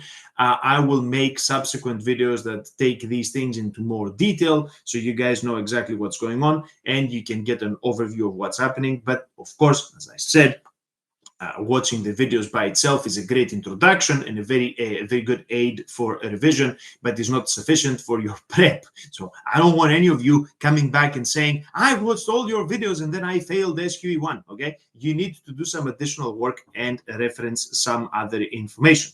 So hopefully this has not discouraged you guys. It's not my fault. This question is from the SRA sample. We've got quite a few people watching us live. So give us the thumbs up if you guys are enjoying this. Is there anybody here who's like aspires to be like a tax lawyer or something? Give us a smiley if you love tax and you want to grow up and become a tax lawyer. Yes, there's always one. You know, I've got a friend of mine who's a tax lawyer. You know what's great about them? They make a great deal of money because it's exactly the sort of job that nobody wants to do. Yeah. So there you go. We're trying to make a living by convincing people to join the channel for $2.99 a month, and the other people are doing tax law and they're raking in millions. Would I want to do that? No. Okay, so here we are. Shall we move on to our next question that hopefully has something less demanding? Right. Question 14 from the SRA's sample. Now, this question says, a private limited company was incorporated with the company's Model Articles Regulations 2008. This is what we know as the Model Articles. Thank you, Teresa. We had like a comment in the chat, just so. So they adopted the Model Articles of Association. Following further investment from some new shareholders, they have recently adopted amended Articles of Association. The amended Articles of Association, called the new articles, are based on the model but also include some special articles. Question for you guys. What must be filed with the Register of Companies following the adoption of the new articles? Our options are A, the board minutes proposing the changes to the model articles and the shareholders' resolution to adopt the new articles. B, the shareholders' resolution to adopt the new articles and the prescribed fee. C, the new articles and the prescribed fee. D, the shareholders' resolution to adopt the new articles and the new articles. E, the board minutes proposing the changes to the model articles and the new articles. Okay. I don't know, what do you think? Do you find this easier than the previous one? I find it easier because I know company law because I've been teaching it for like 15 years straight. But perhaps this is not equally obvious to absolutely everybody. Now, I thought this was funny as a question, and I fed it to ChatGPT to see what it's going to do. And I said, to try and answer this question, because as you guys know, I'm working a lot with AI tools and testing the AI tools. And always at the back of my head, I'm thinking, could there be a way that my students and my candidates could replace me with ChatGPT, and they can have this discussion 24/7 with ChatGPT instead of spending their coffee break with me answering MCQs? Guess what ChatGPT did? It got it wrong. And when challenged, because I knew the answer to this one, okay? When challenged, it kind of went, yeah, okay, fine, I got it wrong. I think, dude, people are beginning to rely on you. So the good stuff is it's getting better and better and better. The bad stuff is that occasionally it makes mistakes. So what I'm doing is that I'm feeding it, because I've been doing this for a while, okay? I'm feeding it here and there sprinkles of MCQs from the SRA sample and see whether it answers them correctly or not. And then I'm making a note of this for the future. So the other questions it got correctly. This question it got wrong. Can we venture a guess? Which one do you think is the correct answer here? Is it A? Is it B? Is it C? Is it D? Or is it E? Who is going to be brave enough to stick this into the chat? I should have like a drum roll. Yes? Are you guys ready? The correct answer is D. The one that says the shareholders' resolution to adopt the new articles and the new articles themselves. Aha! Why is this the correct answer? Let's get into some company law stuff there for a second. Every time you want to change the articles of association, it doesn't matter if you adopted the model articles or you wrote them yourself. No issue, right? But every time you need to change the articles of association, what is it that you need? Any of you in here have been in my company law class in previous years?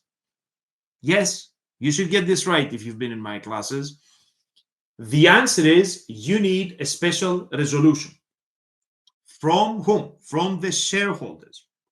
And what does special resolution mean? It means you need an elevated majority of 3/4 of the shareholders. So, in order to change the articles, we need a shareholder resolution, and we need that resolution to be a special resolution with the elevated majority, not an ordinary resolution that is just more than half. Okay, so if you've done this, then you have successfully amended the Articles of Association. All special resolutions, according to Section 30 of the Companies Act, need to be notified to the registry. And according to Section 26, every time you change your Articles of Association, the new version also needs to be shared with the registry, because your Articles of Association and those resolutions are publicly facing documents. So you can go to Companies House, you can put in the search, the company name of your choice, you can find that information, and then you can check some key pieces of information. Being able to retrieve their model articles and any shareholder resolutions is an important part of the documents you find there. Is there a fee? No, there is no fee. That's the thing that the ChatGPT got wrong. ChatGPT assumed there's a fee because it kind of says, oh yeah, you need to log into something, upload something, there gotta be some fee. Nope, there's no fee. You just have to go and log in and do it yourself, but you can do it for free. So correct answer D. The shareholders' resolution to adopt the new articles and the new articles need to be shared with the registry. The others are wrong for subtle reasons. So the first one says the board minutes proposing the changes. We don't care about this. The law says that you need to upload shareholder resolutions, not how you go to the shareholder resolution.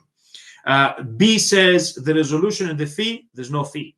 C says the articles and the fee, there's no fee. E says board minutes proposing the changes and the new articles. Again, we don't care about the board minutes. What we care about is the articles themselves and the shareholders' resolution that approves this. Correct answer D. Good stuff. Yes. Is that what you guys would have guessed? Give me an emoji if this is what you would have guessed and you've proven yourselves right. Is there anybody? Does anybody work for a corporate at the moment and is thinking, uh-oh, we forgot to upload those company resolutions to Companies House? There. Here is your reminder to go do that. Shall we move on to our next question? Question 15. Yeah, we have happily changed the question. In the course of a trial, various arguments are put to the judge as to the exact meaning of a particular section of a relevant statute. When declining the case, when deciding the case, the judge first looks at the natural, ordinary meaning of the words used.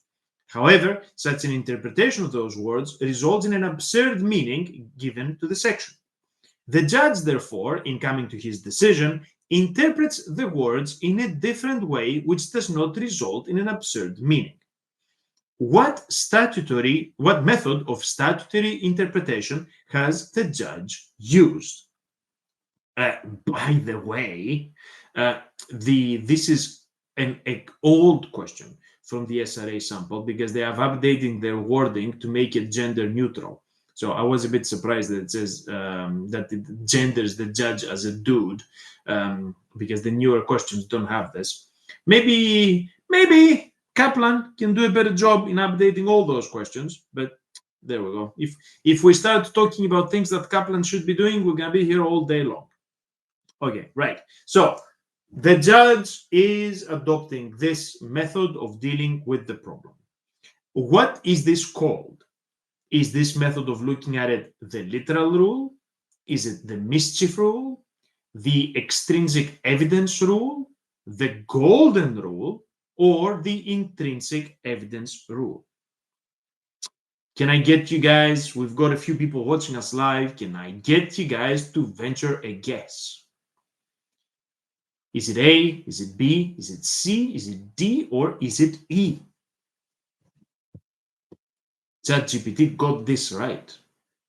And so did I, even though it's been a while since I've studied kind of legal systems and rules of statutory interpretation and all the rest of it. I've got a couple of videos on this. I've got a video on constitutional law broadly. I've got a video specifically on the legal system, which touches upon these things. So, feel free to have a look around the channel and go look at those videos. The correct answer here is in keeping with the vibe of the times. Yes, because, I don't know. Have you seen what Trump has done in the Oval Office? Doesn't it look beautiful? Or golden and white? Yes. I mean, some people are into this aesthetic, so who am I to judge? So the correct answer in Trump style is the golden rule. So the golden rule is the one that helps you avoid absurd interpretations of the law. This is precisely what the judge is doing here. First looks at the natural ordinary meaning. If this results in absurdity, then tries to figure out if there are different ways to interpret those words in a way that it gives a sensible meaning. Now, what are the other options? The literal rule just says, do what it says. So ordinary meaning of the language, not really any attempt at interpretation. The mischief rule is about avoiding mistakes or unintended consequences. This doesn't seem to be what's going on here, because what it describes is like an absurd outcome. Yeah, it's not worried so much about the consequences. The extrinsic evidence rule is when they look at things external to the statute itself to figure out what was the intention behind the statute. So they will look at parliamentary papers, the process of law reform, and all of these things. The intrinsic evidence rule, which is E, they look at information within the statute itself in case it clears it out. Things like the headings, the preambles, the definitions, all of that stuff. Yeah. So none of this, apart from D, the golden rule, accurately describes what is going on here. So I think our solution should be the golden rule.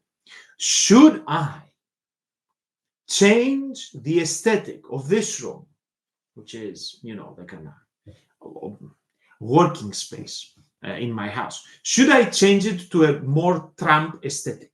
Would you like to see brighter white walls and more golden ornaments? Yes? Put your choices in the chat, or if you're watching this on the replay, let me know in the comments. Yes, because I'm currently repainting everything. So if you guys would appreciate these live sessions, our coffee breaks, by golden and white stuff, then I can do this for you. I'm probably gonna get thrown out of the house as a result, but I can certainly try. Yeah. So think about it and let me know. Okay, shall we attempt to move on to our next question? By the way, hang on, have I moved it? I think I moved it. Okay. It's funny that I see quite a lot of people connected or watching us live, and then they go away and then they come back. Is that when YouTube is playing ads for you guys? Because I'm getting this impression that this kind of people are watching and then they suddenly go up and then they suddenly go down. I think when YouTube is giving you an ad break, which is their fault, not mine, I don't control this. I think it kicks you out of the stream and then it brings you. Yes, okay, cool. Thank you, Teresa, for confirming this. And I was wondering, where does everybody go? And then like 30 seconds afterwards, they all come back. It was like different people. So that's it. So I'm seeing interruptions in the flow of people watching when it displays an ad. Well, this is YouTube trying to convince you guys to pay for premium. No, I've got no position on the matter. It makes watching easier. So if you guys are so dedicated, I don't know. Premium's expensive. It's like £17 a month or something. So when you could just pay less than £3 to join me, or £17 to join premium. I don't know what's the best choice. By the way, if you guys are liking these questions, if you are not on it already, I would like to remind you to subscribe to our newsletter. So the newsletter, I'm trying to type it. So our newsletter is newsletter at glintis.co.uk. I've put this information in the chat for you. You can send an email with a word in the subject matter, just the word subscribe. You don't need to say anything else. Yeah. And then I will add you to my mailing list. What's going to happen after this? Every Monday, you're going to get an email that has got a fresh multiple choice question, the multiple choice question from last week, and an explanation of why the correct answer is correct and why the wrong answer is wrong, like we do here. It's going to give you some reading material and additional references to kind of dig deeper into the topic of the day. And then I also stick in there any news that might be super relevant, discount codes for products and services that you might want, and all of that stuff. It's got the link to my study planner as well. If you're preparing for the January 2026 sitting of SQE1, I've put together a study planner. So all of that stuff is there available for you guys. in the newsletter. Everything's absolutely free. And if you decide you don't like it, you can just unsubscribe anytime, and no hard feelings. So this is a way to kind of keep in touch with the community and to offer some support in an asynchronous way, because I know some of you are available and you can catch up these kind of live sessions every Wednesday. Some of you cannot because of other pressures and other things to do. So the newsletter is another way for us to stay in touch. I've been toying with the idea of a WhatsApp group, because so many people are telling me, do you have a WhatsApp group so we can kind of get together? Man, I really don't like WhatsApp groups. So I don't know. Let me know either in the chat or in the comments if you guys are dying to be part of a WhatsApp group with me, and then I can think about it. But, I'm trying to resist the idea. I've been part of this kind of weird WhatsApp groups for my kids' school. Yeah. And boom. Yeah. Too much information. Right. Question 16 is a bit unpleasant. Following a series of terrorist attacks in central London, the government invoked emergency prerogative powers. These powers enabled the government to take control over commercial buildings damaged in the explosions. The powers also enabled the government to deny the occupiers access to those buildings while forensic teams undertook the lengthy process of gathering evidence. Recognizing the impact on the occupiers of the buildings, Parliament has passed legislation creating a compensation scheme allowing those affected to claim for any costs and losses incurred while the buildings are under government control. Notwithstanding this new legislation, the government is continuing to use the prerogative powers in order to avoid paying any such compensation under the statutory scheme. Which of the following statements best summarizes the legal position? Is it A, where there is overlap between a prerogative power and a statute, neither prevails. The courts look to the common law for guidance. B, where there is overlap between a prerogative power and a statute, the statute prevails. C, where there is overlap between a prerogative power and a statute, the prerogative power prevails. D, where there is overlap between a prerogative power and a statute, the judge hearing the matter may refer to proceedings in Parliament for guidance. Or is it E, where there is overlap between a prerogative power and a statute, the judge hearing the matter may refer to a higher court for guidance? Which one do we think is the correct answer here? This is a matter of constitutional law. It's a matter of ordering, of importance within our legal system. I think the closest videos that I've got for you guys are the ones on the British Constitution and the one on legal systems. What do we think is the correct answer? Now, this is an easy question because the scenario is quite chunky, and then the possible answers themselves are also quite chunky. So you're going to spend quite a bit of time in trying to navigate this. Okay, now let's have a think. Oh, somebody sent us there a little heart. If you guys are loving the show, send us a heart or an emoji or something like this. If you're loving the show to an extraordinary event, next to the hearts and the emojis, there's something that looks like a dollar sign, so you can even send me money. You see, so many options from our friends in YouTube. This is what happens when you're all sitting there watching ads while I'm talking. All right. So what is the correct answer here? What is the correct answer is B. Where there is overlap between a prerogative power and a statute, the statute prevails. All right. Why? The short answer is because of the doctrine of parliamentary sovereignty. This is the kind of thing that's going to get us in trouble here. You've seen all this situation in the US, and because the Americans are very keen on the Constitution and the provisions in the Constitution, and they keep going on about it, and the First Amendment and the right to free speech, and then the right to bear arms and kind of shoot up schools and all of that stuff. Yeah, so they're very keen on the Constitution. For the Americans, the Constitution is the primary legal document.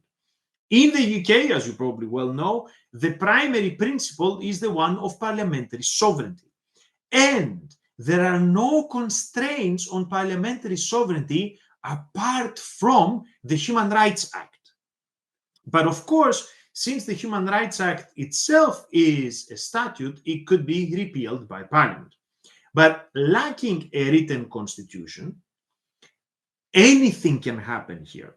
So when people are having these debates and they're kind of watching the Americans and kind of going, yeah, funny how the written constitution in the US appears to be so flexible and Trump can do whatever he wants. The same thing could happen here, and a lot faster and a lot easier, because the doctrine of parliamentary sovereignty shows that whomever controls parliament fully controls the legal landscape. Yeah. So it would need to be done in a sequential way. First, you abolish the Human Rights Act, and then you can do absolutely whatever you want. But this is way easier than, say, changing a constitution by having a constitutional amendment, which is what the Americans or the French or the Germans would need to do. But anyway, coming back to our question, where there is an overlap between a prerogative power and a statute, the statute prevails. We know this. We can guess this, both from the notion of parliamentary sovereignty and because we got specific case law. For the SQE, you are not required to know cases in the way that you would need to know cases for a traditional university level exam, right? You're not going to get a multiple choice question when the possible options are case names and say which case establishes this principle. You're not going to have this. This is the sort of stuff that we used to do at uni because we wanted to focus people on the cases and test their knowledge in that. This is not what the SQE is about. The SQE is purely about application of the law. So you will not come across questions that reference case law. So it's good to know because it makes things a little bit easier. However, sometimes if the law is to be found in a case, at least you need to know that there's a case that establishes the rule, even if you don't remember the case name. Now, since we're here talking about this, the references are Attorney General versus the Kayers Royal Hotel is a case from 1920 that established this idea of abeyance. What does abeyance mean? It means that government power is secondary to legislative power, meaning that if Parliament has legislated, an exercise of powers on the basis of the royal prerogative comes second. Also, modern impression of this is the Crown versus the Secretary of State for the Home Department, as it then was, is a case from 1995, which establishes the same principle. So your other options here are incorrect, I'm afraid. So A said where there is overlap between prerogative and statute, neither prevails. No, that's wrong. Statute prevails. B, where there is overlap between prerogative and statute, the statute prevails. Yeah, that's what we said is the correct one. C, where there is overlap between prerogative and statute, prerogative prevails. No, wrong. It's the other way around. C, where there is overlap between the two. So no, I did C. D, where there is overlap between the two, the judge may refer to proceedings for guidance. No, he doesn't have to refer, or she does not have to refer to proceedings in Parliament because the answer is abeyance. Yeah. Parliament prevails. E, where there is overlap between the two, the judge hearing the matter may refer to a higher court. No, they know how to do their jobs. They don't need to refer to a higher court. The rule is clear. Okie dokie? Right. How are we doing so far? You guys have stuck in there for like 40-something minutes. Thank you. Thank you for your resilience. Yeah, I can already tell the group in here is going to do better in the SQE. So give yourselves a round of applause. You should think that if 7 people that I've got currently in here can sit and listen to me yap for 40 minutes, then they are the people who've got the resilience to take this till the end. Talking about the end, let's see our next question. So our next question is question 17. Okay. Now, a solicitor is dealing with a negligence case for a client. At the outset, the solicitor gave a written estimate of the likely costs that was £15,000, meant to include counsel's fees and other disbursements. A few weeks later, the solicitor decides that expert evidence is also needed, and the cost of this will be an additional £3,000. I bet the client's happy. Which of the following best explains what the solicitor should do next? Is it A, the solicitor does not need to do anything because the client has informed that it was only he had informed the client that it was only an estimate at the outset? B, the solicitor does not need to do anything because experts' costs are awarded by the court.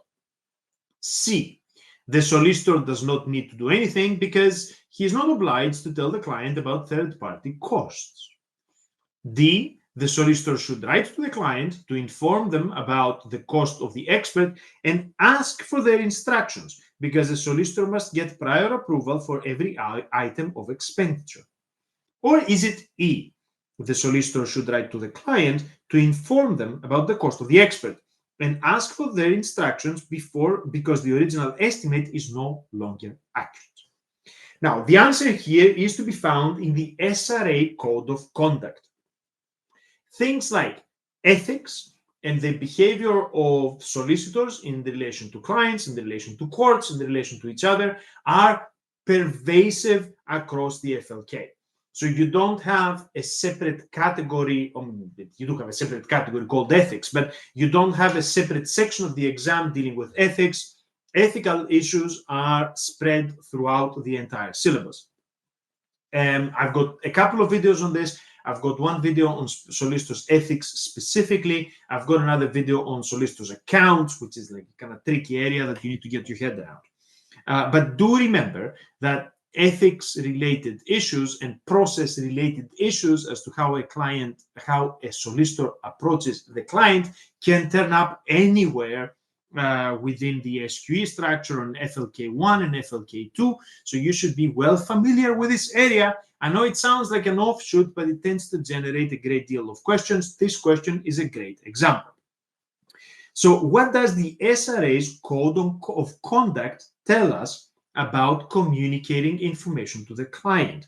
It says that you need to give the clients very clear information as to what the costs are likely to be, and you have to inform them about any changes to those estimates, and very specifically, you need to get the client's consent for any additional expenses or changes. So you need to seek instructions from the client. You cannot assume that the original estimate, because it was an estimate, can just cover anything and do whatever you want. If it goes beyond, and I'm talking about a meaningful amount, not kind of peanuts, okay? Here it's £3,000, so it is a meaningful amount. You need to seek the client's instructions. Therefore, the correct answer is E, the last one. The one that says the solicitor should write to the client to inform them about the cost of the expert and ask for their instructions because the original estimate is no longer accurate. Let's see why the wrong answers are wrong. The first one says the solicitor does not need to do anything because the client was informed it was an estimate. Yeah, okay, tell yourselves that. That's not what the SRA Code of Conduct says. So A is wrong. B says the solicitor does not need to do anything because the expert costs are awarded by the court. So what? Okay, the client is going to have to pay this in advance. So even if it's recovered at the end of the action, this doesn't change the fact that you're going to charge the client at the beginning. C says solicitor does not need to do anything because they're not obliged to tell the client about third-party costs. Okay, yeah, try that one and then see yourself disbarred. D says the solicitor should write to the client to inform them about the cost of the expert and ask for instructions because solicitor must get prior approval for every item of expenditure. That is a tricky one because that sounds correct, right? But it's not, because it overstates the duty. You don't need to get prior approval for every item of expenditure. That's why you gave them an estimate, yeah? And so notice this. This is normally the structure of the questions. You get like a scenario, and then you get a bunch of possible answers. All of them tend to be quite chunky, okay? you're gonna have a couple that seem to be off, that seem to be wrong on the outset, so you can discard those, and then you're gonna get 2 or 3 that are close enough to be correct. So your difficult job is to figure out not which one is the correct one and all the others are like complete garbage.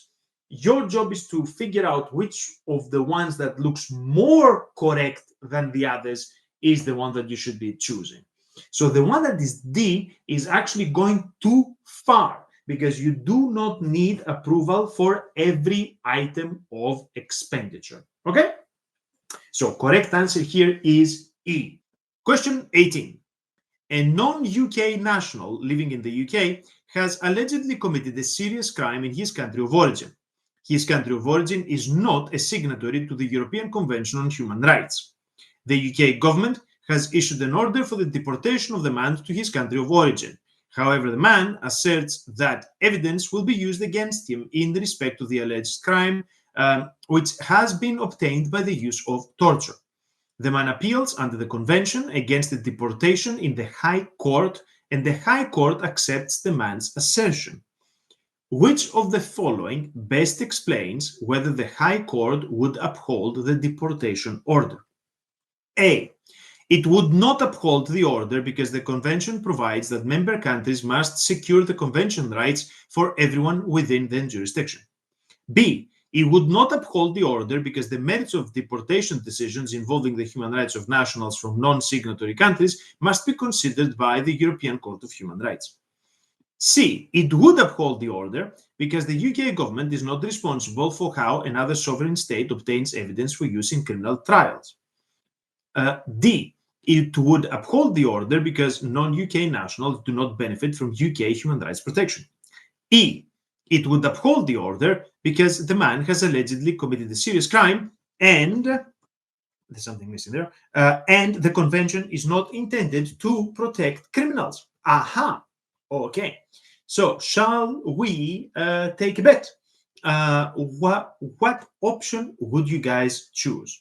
So the topic here is the European Convention of Human Rights. I've got a lecture on EU law and human rights that it has been available for channel members for a while. I think it went available for all our subscribers like a couple of weeks ago. So there's a good breakdown of things EU law and then separately human rights and the European Convention within that video.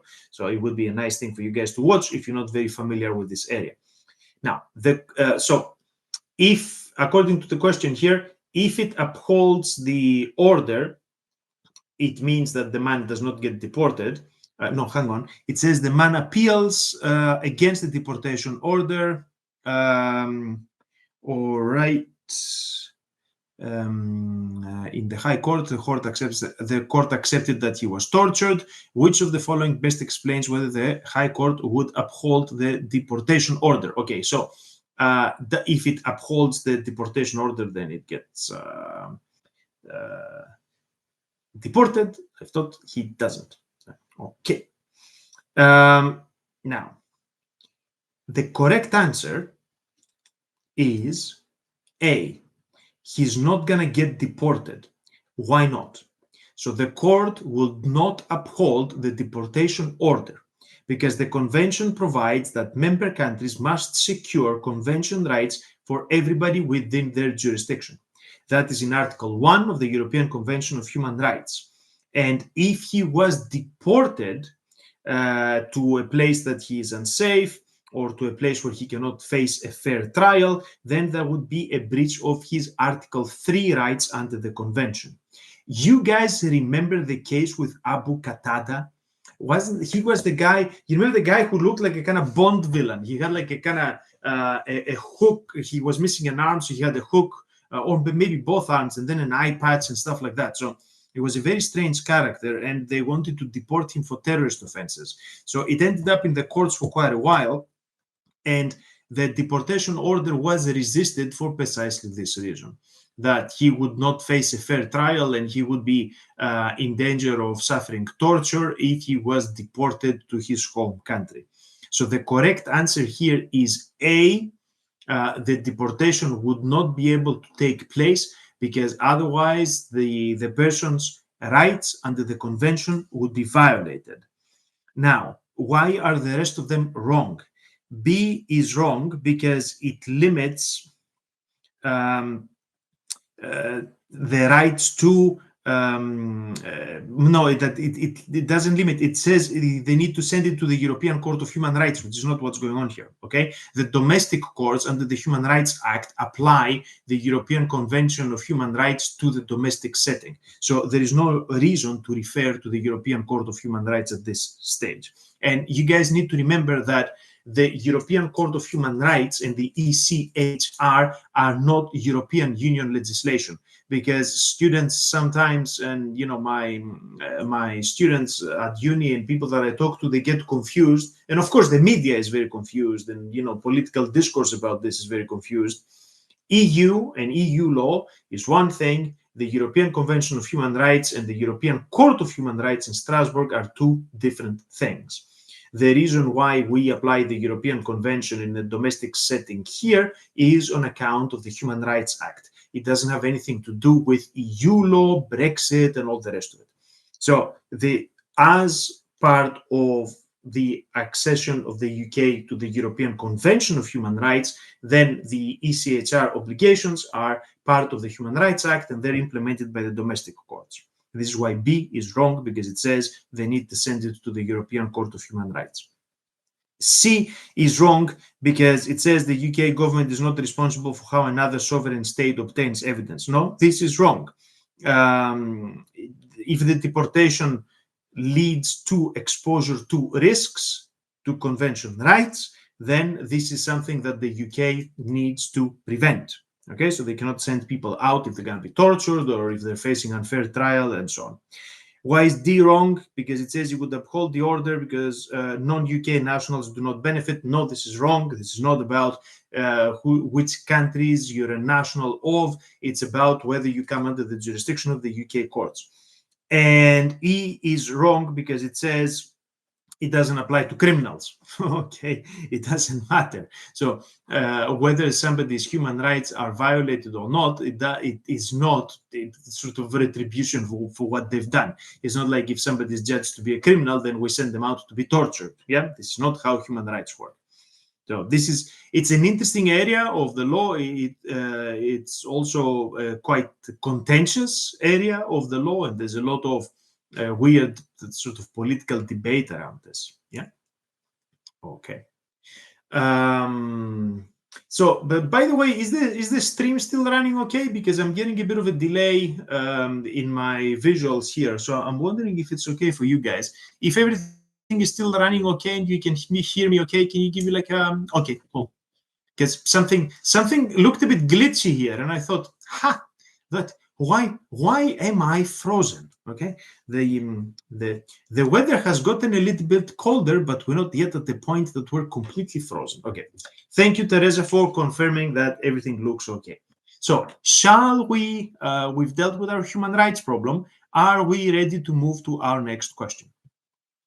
So we are moving now to our next question. This is question 19 from the SRA's sample.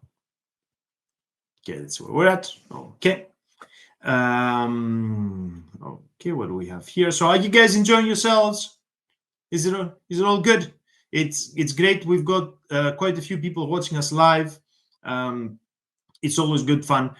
Feel free to put something in the chat and say hi, or to share an emoji and so on. It just it reassures me that everything is still kind of streaming out okay, and everybody's getting like a good show. All right, now question 19. A man instructs his solicitor to act for him in the purchase of the entire issued share capital of a private limited company. The solicitor advises on the share purchase and helps to prepare and negotiate all the necessary documentation. Neither the solicitor nor his firm is authorized by the Financial Conduct Authority to carry out a regulated activity as defined in the Financial Services and Markets Act of 2000. Has the solicitor breached the general prohibition against carrying on a regulated activity. Now, careful here. This is not talking about a regulated activity as a solicitor. It's talking about the regulated activity as a financial advisor. So the reference here is to the Financial Services and Markets Act. So it is that type of regulated activity that you're not allowed to do unless you're registered with the Financial Conduct Authority, right? Now, our options are, so has the solicitor breached is the question. The options are, yes, because the solicitor has given advice on the purchase of shares in a specific company and no exclusion or exemption applies. B, yes, because the transaction involves the purchase of the entire issued shared capital of the company and no exclusion or exemption applies. C, no, because an exemption applies to professional firms which are supervised by the Solicitor's Regulation Authority when they engage in corporate work. D, no, because an exclusion applies if the transaction relates to the purchase of any number of shares in a private limited company. And E, no, because an exclusion applies if the transaction involves at least 50% of the voting shares in the company. Now, this is the question that ChatGPT got wrong. And this is also a question that I had difficulty answering before I looked it up. So I don't know how it looks to you guys, but for me, this certainly looks like a complicated question. Yeah. So it's a little bit of a strange one. This one, it goes deeper into the weeds of regulatory permissions and requirements that one would expect to see. So I think this is a difficult question. Does anybody have any thoughts on which might be the correct answer? Is it A? Is it B? Is it C? Is it D? Or is it E? If you had to choose one, so if this actually turned up in your January 26th sitting of SQ1, which one would you choose?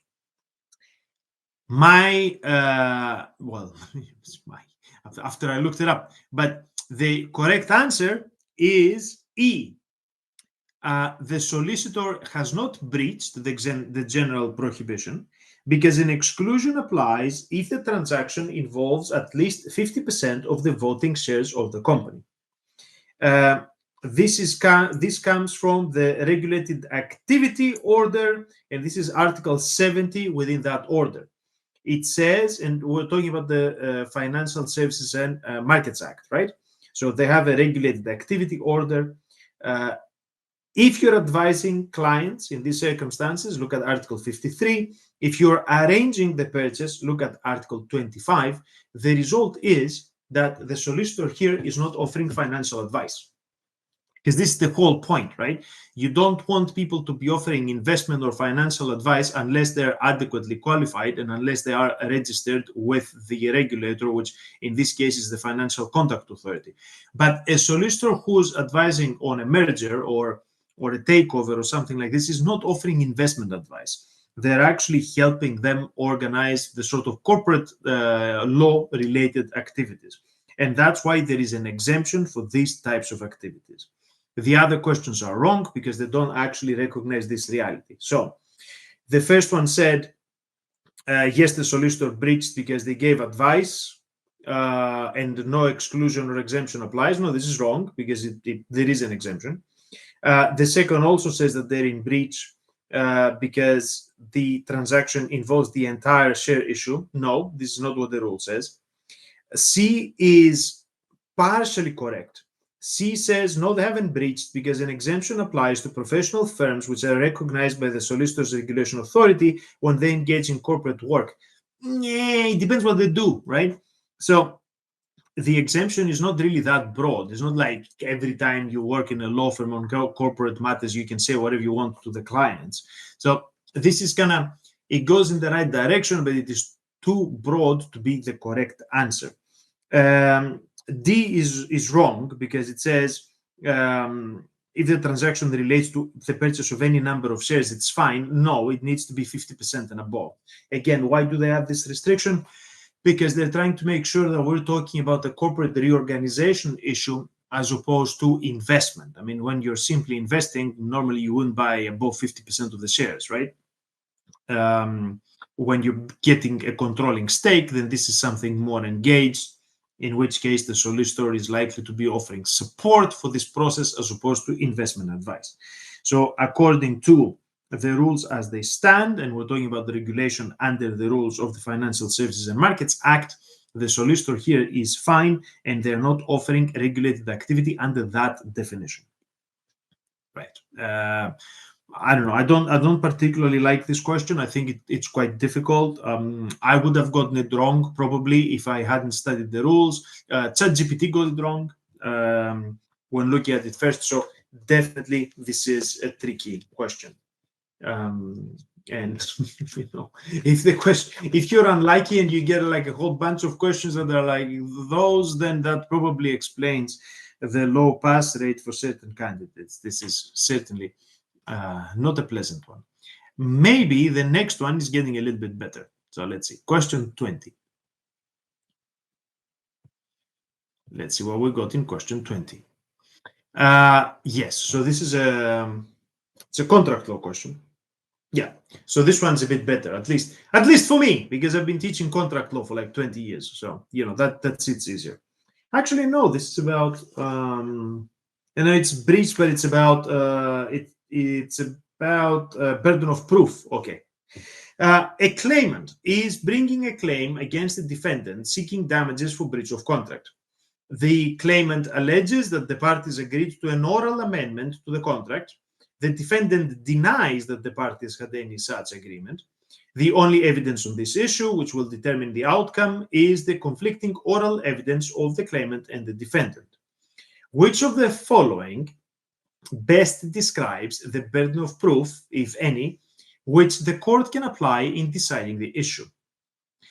A. The burden lies with the defendant to disprove the claimant's allegation beyond reasonable doubt.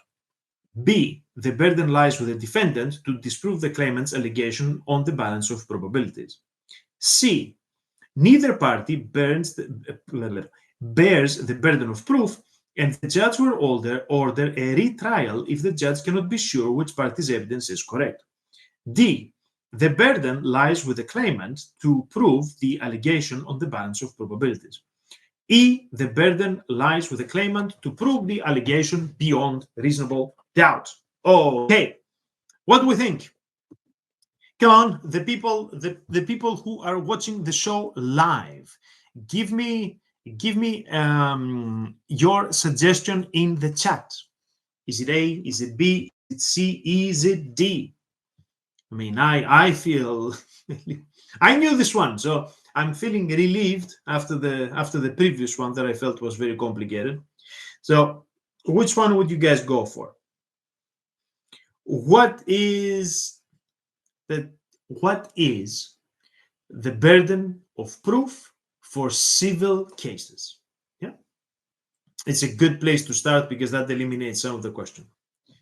The answer is that in civil litigation, the burden of proof is on a balance of probabilities. So we accept something if it is more likely than the other thing. Okay, we don't need to be 100% sure. It is in criminal litigation that the burden of proof is beyond a reasonable doubt. So if you're watching American lawyer movies where they keep yelling at each other about this, or kind of criminal trials on Netflix, so they always try to prove things beyond a reasonable doubt, but this is the criminal law standard. So the civil is lower, it's on more likely than not. The criminal is, we're absolutely sure. So we can eliminate the questions that talk about beyond reasonable doubt. So that's question A, that's answer A, that's gone. E as well, that's gone.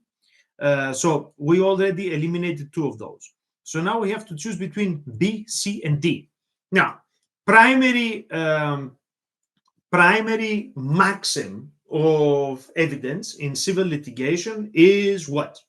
Is that the person who makes an assertion is the one that needs to prove it. So it is the claimant that needs to prove that something is true, that what they're saying is correct. It is not up to the defendant to come up with the evidence to disprove it. So if it is the claimant, the one that needs to prove, then we are eliminating certain other options. So B says the burden lies with the defendant. Wrong. C says neither party bears the burden of proof. No, the burden is with the claimant. So out of a process of elimination, we are left with option D.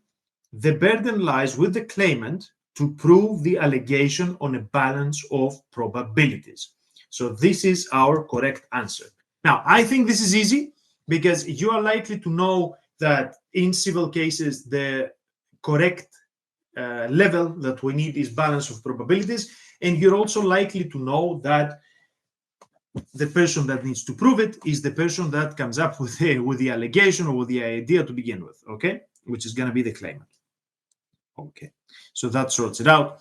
So hopefully we're doing okay. And we're still doing okay. So give me like a thumbs up or an emoji or something else to show me that you're alive.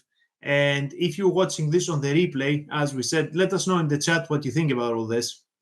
And I'll go back and check all the comments and get back to everybody. Tell me which one, when we reach the end, I would like you to tell me which one was your favorite question. I think I'm leaning towards this one. And I've got a couple of videos. So I've got one on civil litigation that's taking you through the basics and dispute resolution. I've got one on evidence as well, if you guys are struggling with evidence and the rules and the basics. So there's also a video covering those that you can have a look at. Okay, let's move on to our next question.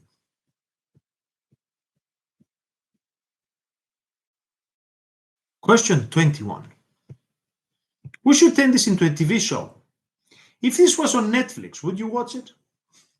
In a kind of game show format? Or it's probably going to be too boring for the general population, yeah?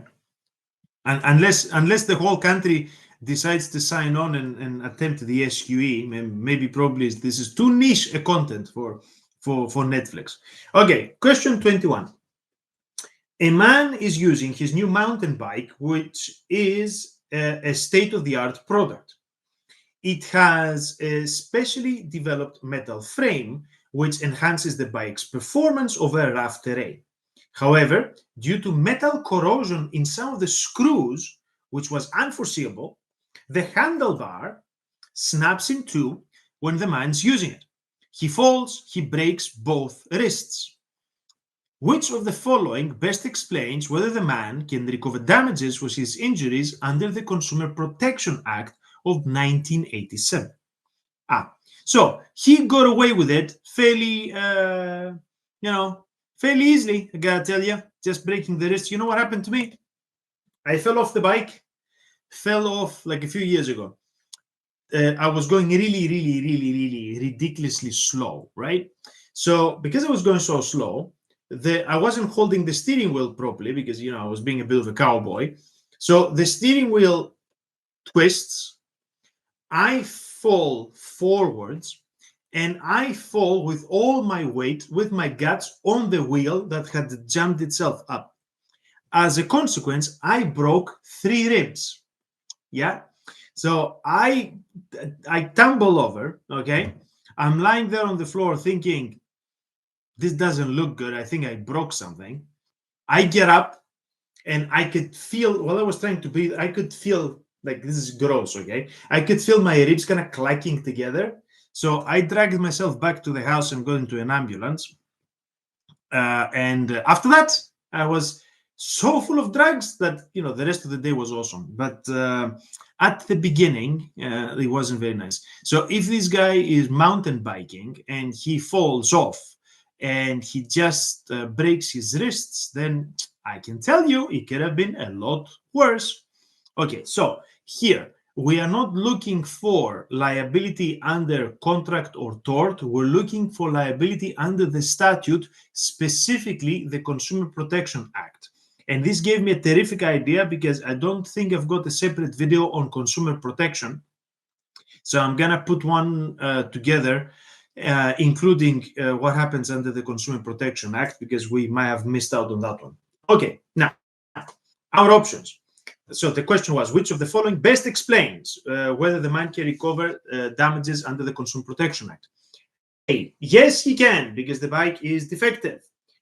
B, yes, he can, because there's been a breach of the duty of care. C, yes, he can, because his injuries are not too remote. D, no, he cannot, because his injuries were not foreseeable. E, no, he cannot, because damages for personal injury are not awarded under the Consumer Protection Act. Okay. I think there's this very straightforward and easy answer here.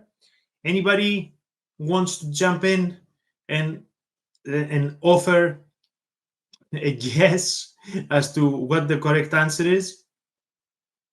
And remember, we're not talking about the Consumer Rights Act of 2015. We're talking about the Consumer Protection Act of 1987. This is the act that has to do with dangerous products. Yeah? So the correct answer is A. Yes, he can get damages because the bike is defective. Because under the Consumer Protection Act, when you've got goods that are unsafe, and this is a matter of strict liability, so we need goods that are defective, they're unsafe, and damage occurs, then as a matter of strict liability, you, the seller, or the manufacturer of the goods, or whomever might be responsible, has to compensate the victim. And it is not something that depends on their intent. That hence the idea of strict liability. Strict liability means that you're responsible for the consequences of something. We don't care why you did it, and we don't care how it happened. Okay.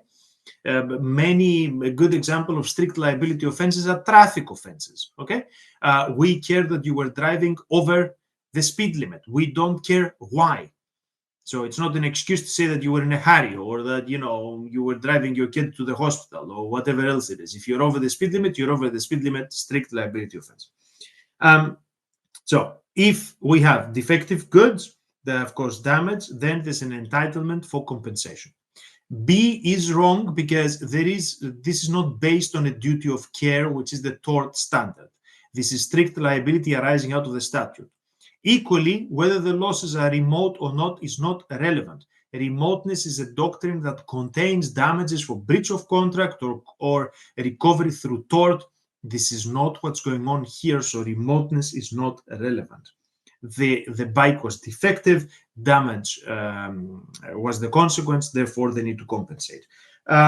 Whether the injuries were foreseeable or not is not relevant to this type of discussion. It would be relevant to tort liability or contract liability, but not for strict liability under Consumer Protection Act. And E is also wrong because it says they don't compensate for personal injuries. Of course, they compensate for personal injuries. Yeah. So this man is getting what? Getting some money to compensate him for the injury in his wrists. Terrific. Let's have a look at what's coming next. Oh man, yeah, that one. That one is a tricky one. Now, if you guys are enjoying this show and you enjoy seeing me scratch myself live and you would like more, I am now doing some hangouts where we get together on a kind of closer group and have a chat with candidates. And these are specific for those who are paying members of the channel. So if you want to join the channel as a paid member, then this is going to set you back less than the price of your average coffee. So for $2.99 a month, you can become a paid member. That gives you the opportunity to participate in these kind of closer hangouts that are members only. And in addition, you're getting full access to the entire library of content, all the videos that are scheduled to publish, but they're not available yet because I've got the publishing schedule, like a new one comes every Saturday. If you're a member, you can see all of those that are scheduled from now till Christmas. You can see them straight away. You can already see the titles and the thumbnails and the descriptions of these videos on the channel, but they will not play for you unless you are a paid member. So if you don't want to do that, not a problem at all. All the videos will eventually become free for everybody, and these sessions that we've got here are gonna stay available for all our subscribers and everybody who wants to come watch them for free every Wednesday. But if you want to do the extra step and become part of our inner community, then you can join the channel. And also remember, every time you're having a coffee, do an MCQ. Yes. You should be carrying around like a bank of MCQs in your phone, or the one that I send every Monday with a newsletter, right? So if you're not subscribers already, well, type this in here.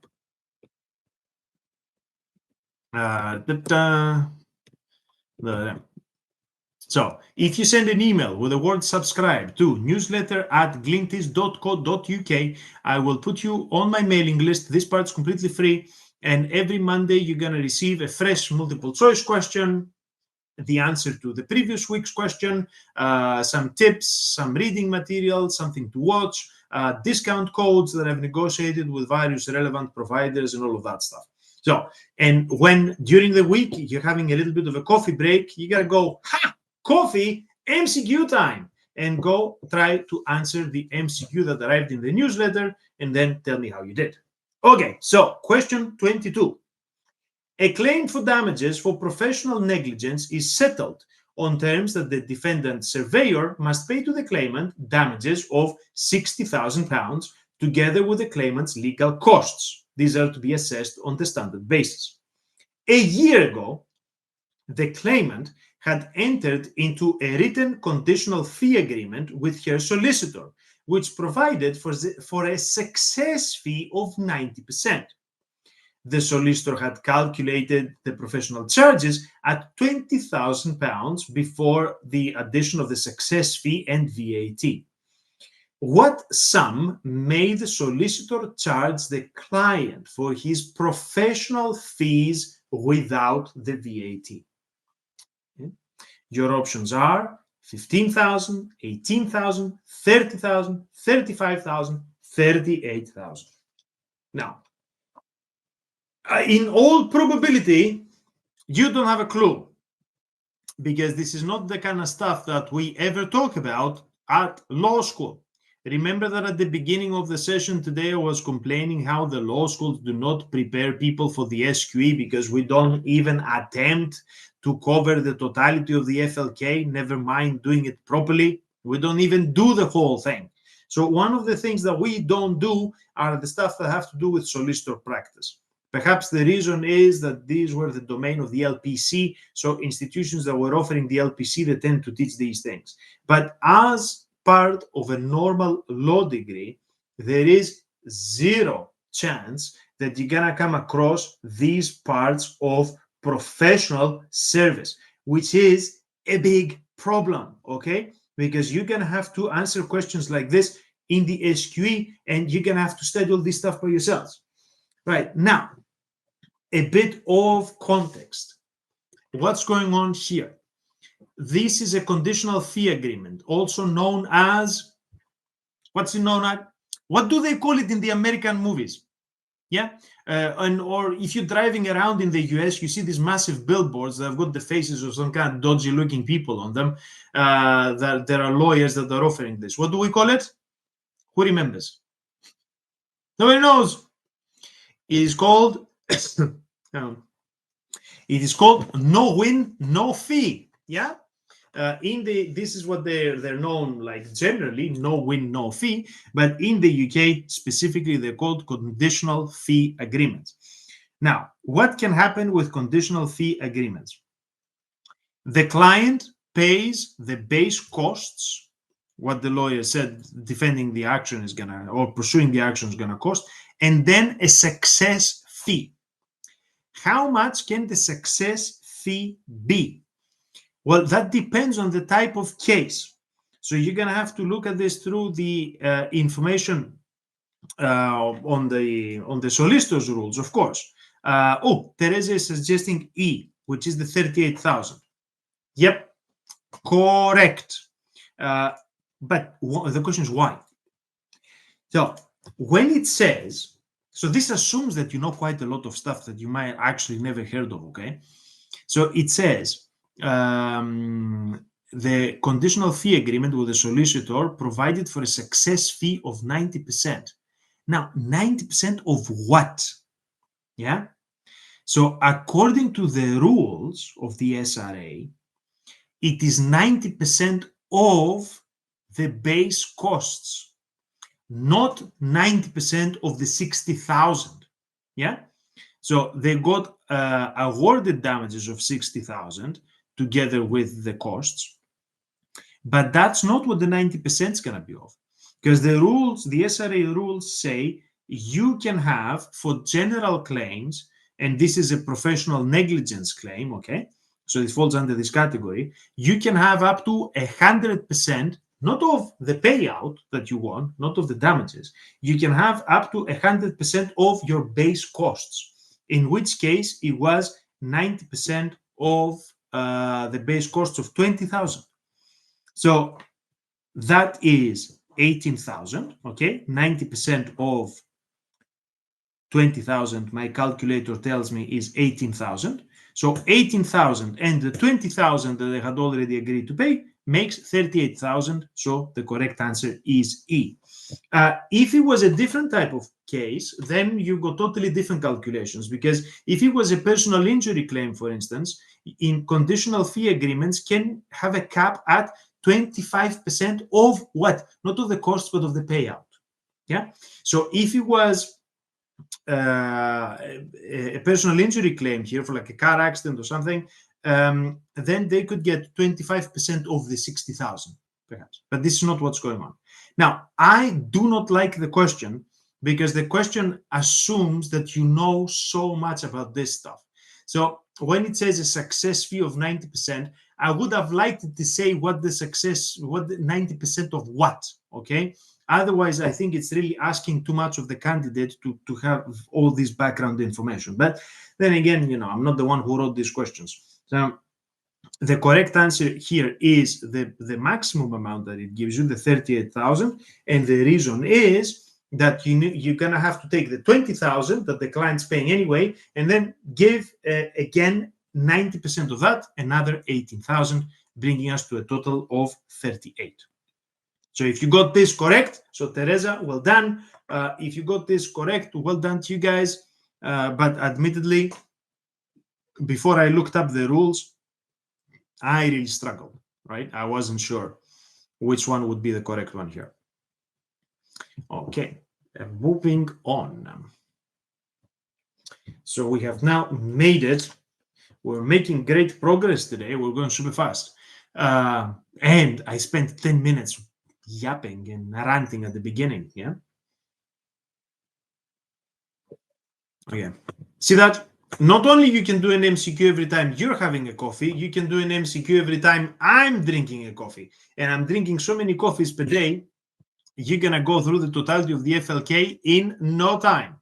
Okay. Question 23. In an appeal before the Court of Appeal, the appellant relies in argument on an earlier decision from the Judicial Committee of the Privy Council, which indicates that the appeal should be allowed. The respondent relies in argument on an earlier decision of the Court of Appeal, which indicates that the appeal should not be allowed. How should the Court of Appeal treat the two decisions to which it has been referred? Do you guys know what the Privy Council is? It's one of the questions, it's one of the things that we usually tell first year undergraduate students when we're presenting like the legal system and the structure of the legal system. So the Privy Council is the Supreme Court when it's hearing questions from other common law jurisdictions. So when it's the same people as you have in the Supreme Court, but when they're hearing a decision that comes from a Commonwealth jurisdiction, for instance, from another, from a non-UK jurisdiction, then they're sitting as the Privy Council. Important question is, how does the precedent, the sort of the decisions in the cases that come from the Privy Council, how do they sit within the rest of the legal system? Are they part of the doctrine of precedent, meaning that do courts need to then treat these decisions as the law or not? The answer here, as we tell our undergraduate students, is that decisions from the Privy Council are advisory. They're not mandatory, so they're not binding. So you can use them to draw evidence from and to draw arguments from, but they're not technically binding on the lower courts. So that introduction probably leads you to the correct answer, which is B. The court should consider itself bound by the earlier decision of the Court of Appeal. So Court of Appeal decisions are binding on the lower courts. Privy Council decisions are just advisory. They can be used for argument, but they're not binding. So question A, the option A is wrong, because the Privy Council decision should not be taken as binding. C that says consider both earlier decisions and then ask the Supreme Court is not correct. Treat both decisions as having persuasive value, which is D, is also not correct. Treat both earlier decisions without value and just forget about them is also not correct. So I think if you're familiar with what the Privy Council is, and if you're familiar with the sort of ordering of the importance of jurisprudence in the English legal system, then B should jump out at you as the correct answer here. Okay, so we are getting close to the end, so we are ready for our last question. So this is question 24. And like it's getting close to 1 o'clock. So if you guys are at work, you probably have to kind of go back before your manager notices that you're watching a live stream instead of working. So I'm gonna go through it quickly. A political party decides to hold a meeting in somebody sent me a heart emoji. Somebody's got like their manager walking at the back of the corridor. A political party decides to hold a meeting in the central square of a provincial city.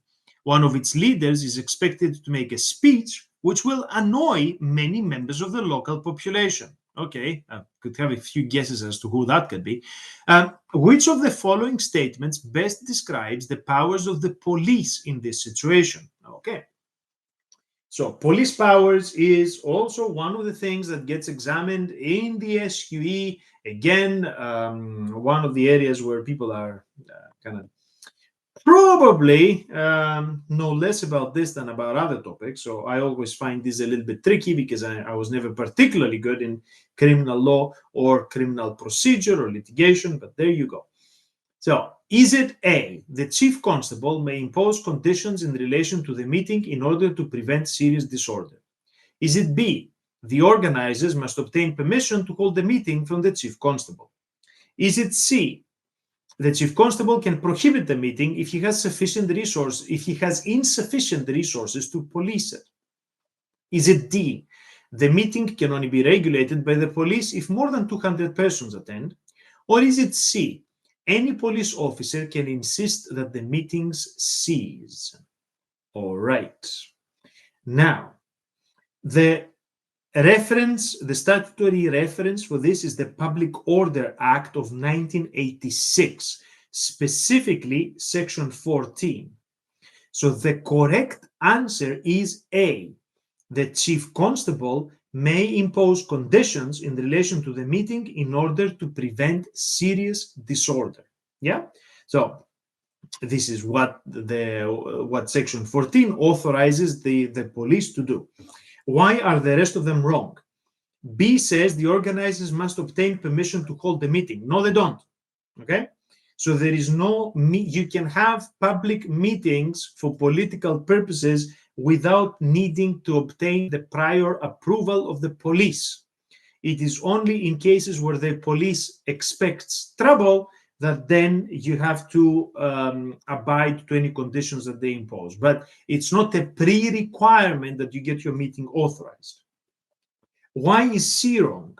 that the chief constable can prohibit it if they have insufficient resources. No, that's wrong. So, the resourcing of the police is not the public's problem. So they will not, again, you don't have to ask for permission to have the meeting. You don't need to verify that the police can support you. That is not a requirement. D says the meeting can only be regulated by the police if more than 200 persons attend. No, because you know what? More than two people is considered, actually 2 people is considered a meeting.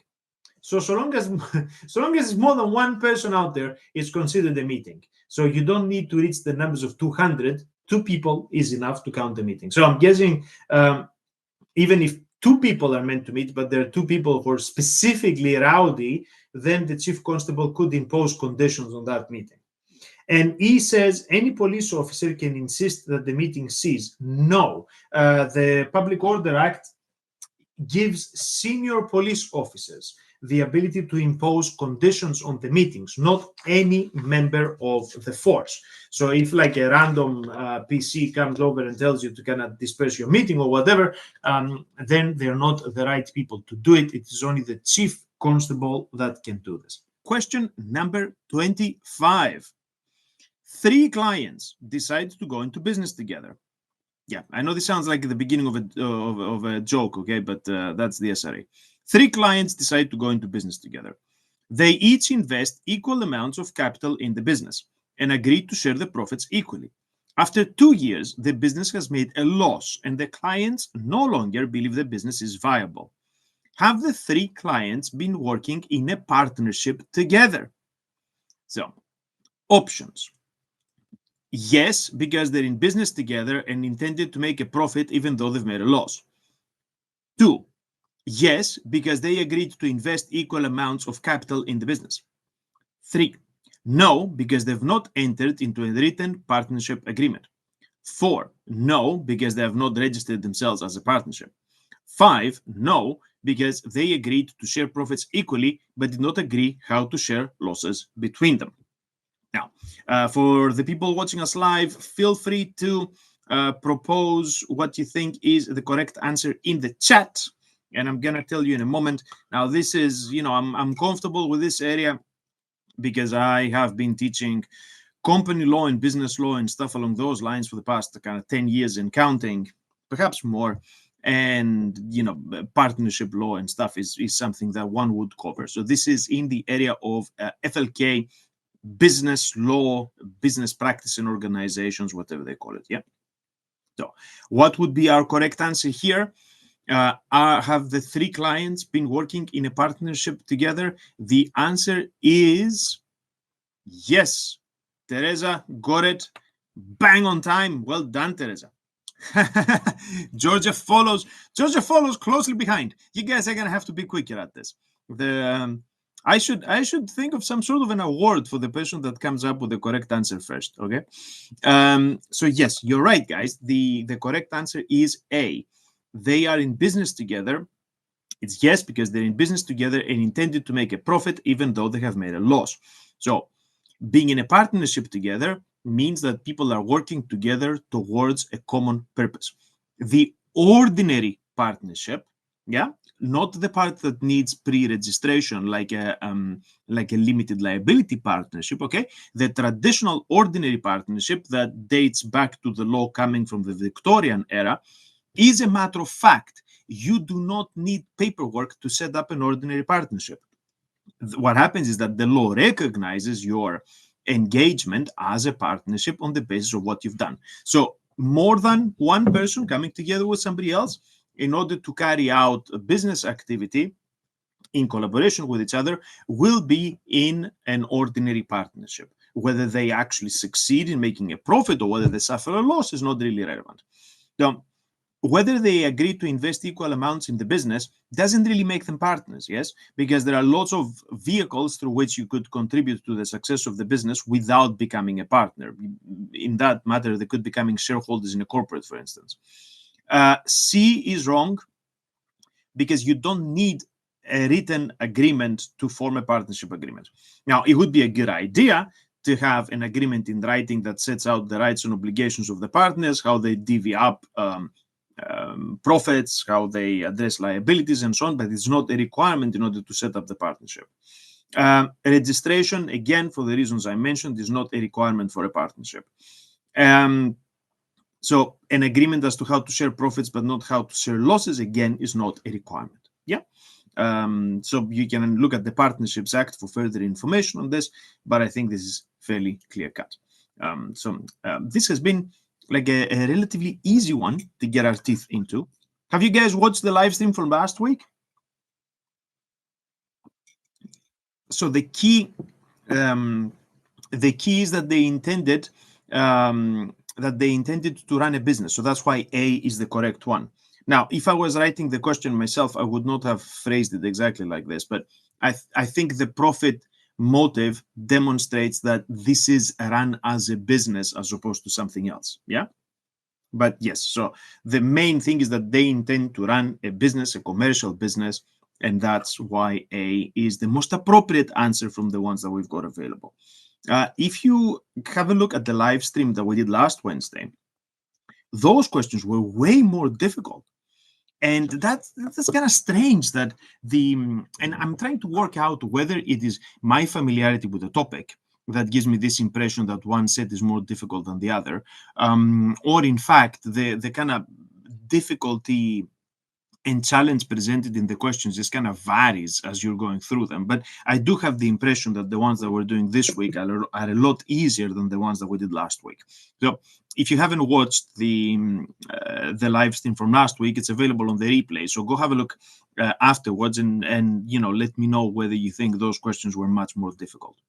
So let's move on to our next question, which is hang on. It's going to be question 26. If I manage to click the right thing there we are. Okay. So this is question now 26 from the SRA's sample. A company has created a fixed charge in favor of its bank over machinery owned by the company and used in the company's factory. The company is solvent. The fixed charge has been correctly registered at Companies House. The company now wishes to sell some of the machinery and seeks legal advice on how to proceed. What advice should the company receive in relation to the sale of the machinery? Is it A, the company can proceed to sell the machinery freely because the charge has not yet crystallized? Is it B, the company can only sell the machinery if it does so with the consent of the bank as a charge holder? Is it C, the company can only sell the machinery if the bank is party to the sale because the bank has title to the machinery? Is it D, the company can only sell the machinery with the consent of its unsecured creditors? Or is it E, the company can proceed to sell the machinery once it has registered the sale at Companies House? Which one do you guys think is the best answer here? Again, FLK business law. This has to do with security, protecting one from insolvency. Is that type of area, right? So would you vote for A, B, C, D, or E? I should have something. I should have like a kind of jingle or a kind of waiting area while you guys are thinking about what the correct answer is. Maybe I should, should I create? Do you guys like my gnomes? I have populated my office with gnomes, so they keep me company when I'm in between classes. Yes, check this out. So maybe we should have like some sort of a jingle that while you guys are thinking about the answer, we've got the kind of the gnomes kind of walking in front of the screen. Or is that risking making a serious topic too silly? Yeah, what do you think? Are we taking the entertainment too far? Probably we are, and we should keep this stuff more serious. Okay, the correct answer to question 26 is B. The company can only sell the machinery if it does so with the consent of the bank as a charge holder. Yes, Teresa got in there first. It is C. By the way, if you guys are enjoying the show and you would like to see more gnomes and props, you see, I've got those in the office. I don't have these in the house. My wife doesn't let me keep the gnomes in the house. So yes, if you would like to see more props and gnomes, giving like a sort of gnome themed emoji or something, or or write your preferences in the chat, or if you're watching this on the replay, leave us your opinions on the props in the comments. Right, now, why is C the correct answer? Now, what happens generally in business is that people try to find ways to protect themselves from the chance of insolvency of their counterparty. You do not want to be in a certain category of people. Which one is the category that you don't want to be part of? You do not want to be an unsecured creditor. Because if you're an unsecured creditor, it means that you rank last in the line. Everybody else is going to come and pick off the corpse of the corporation that's gone insolvent before you can get there. So by the time they're all done picking, there's hardly anything left for you. Sorry for the gross analogy. I was thinking kind of, these cartoons where something is dead in the desert and the buzzards are kind of eating whatever's left. So this is what happens with a company. You do not want to be the unsecured creditor, which is the last of the buzzards to come along. The way that that company law provides to offer some levels of protection is primarily through the registration of charges. And there are two key types of charges. You can have a fixed charge and you can have a floating charge. Now, what are those? A fixed charge is a claim over company-specific assets that the company has right now, and they are identified assets. This is what happened in this case. So the bank took a fixed charge over existing specific machinery. The other type of charge would be a floating charge. A floating charge is not over a specific asset, but it's over a class of assets without identifying what the particular items are. And perhaps it could be a floating charge against all assets that the company owns without identifying the particulars. These operate in slightly different ways. To be operational, both fixed and floating charges need to be registered with Companies House. If they're not, then they're not applicable. If they are registered, if a predetermined event happens, usually the appointment of administrators, it could be some notification to Companies House that triggers this, it could be the balance sheet demonstrating something. There's a variety of things that in this documentation can be classified as trigger events. If the trigger event happens, then the person who has ownership of the fixed charge can come and collect the specified assets. If we're talking about a floating charge that is not yet attached to specific assets, when the specific event happens, which is called the crystallizing event, at that point, the charge comes and attaches on particular corporate assets. Normally, the fixed charge is considered to be more important, more valuable, better protection than the floating charge because it ranks higher on the order of insolvency. When a company goes bust, the first people that get paid are do you guys know that stuff? The people who run the insolvency process, okay? Because if they don't get paid, it's like the accountancy firm or the solicitors that run the insolvency. If they don't get paid, nothing happens. Then we've got secured creditors, which are the people with the fixed charges. Then we've got preferential creditors and the people with the floating charges. Preferential creditors are going to be employees, wages, pension funds, that kind of stuff. And after all of these, you've got the unsecured creditors, with the category that you do not want to be one because this is the last buzzard to eat from the company's corpse. Right. So fixed better than floating. Fixed is better than floating because it is more restrictive. What does that actually mean? What does the restrictive actually mean? It means that you cannot change the assets without the consent of the charge holder. That's why option, actually, hang on, Teresa there said C. No, it is B, yeah? Or was this from the previous question? I don't remember. No, it's for this one. So the correct answer is B. And the reason for this is that the charge holder, the one who has got the fixed charge, because the fixed charge is attaching to specific assets, needs to give the permission for the company to change something. They do not have ownership. The company still has ownership over the assets, but the fixed charge holder needs to be consulted. That's why B, the company can only sell the machinery if it does so with the consent of the bank as a charge holder. This is why B is correct. C is incorrect because it says the bank has legal title to the machinery. They do not. A is wrong because it says the company can proceed to sell the machinery freely because the charge has not yet crystallized. That would be the case if we were talking about a floating charge, not about a fixed charge. And the question here is about a fixed charge. D says the company can only sell the machinery with the consent of the unsecured creditors. This is completely wrong, okay? So we can discard this one. E says the company can proceed to sell the machinery once it has registered the sale at company's house. No, that's not a requirement, okay? The requirement was for the registration of the charge, not for subsequent things that are happening. Right, so we got a couple of questions that are, a couple of potential answers that are wrong, the others that are basically misdirection, okay? So the one that kind of comes out as the most appropriate one here is B. Then they can sell it, but they need the consent of the bank as a charge holder.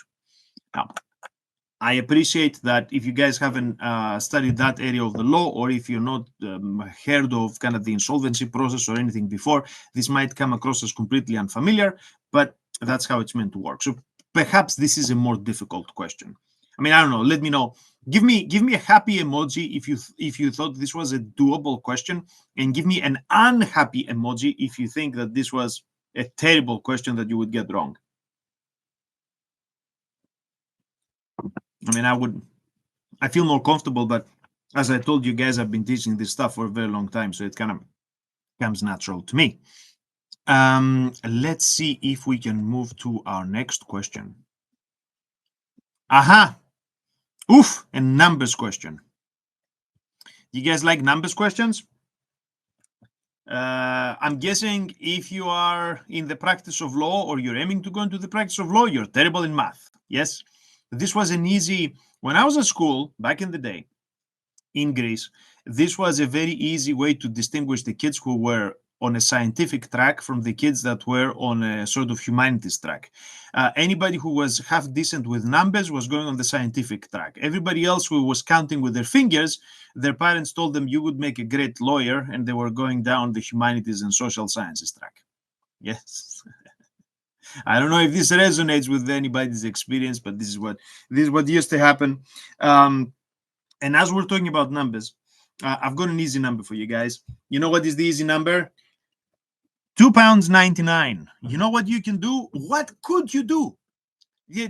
What could you possibly do if you had £2.99 and an eagerness to spend it?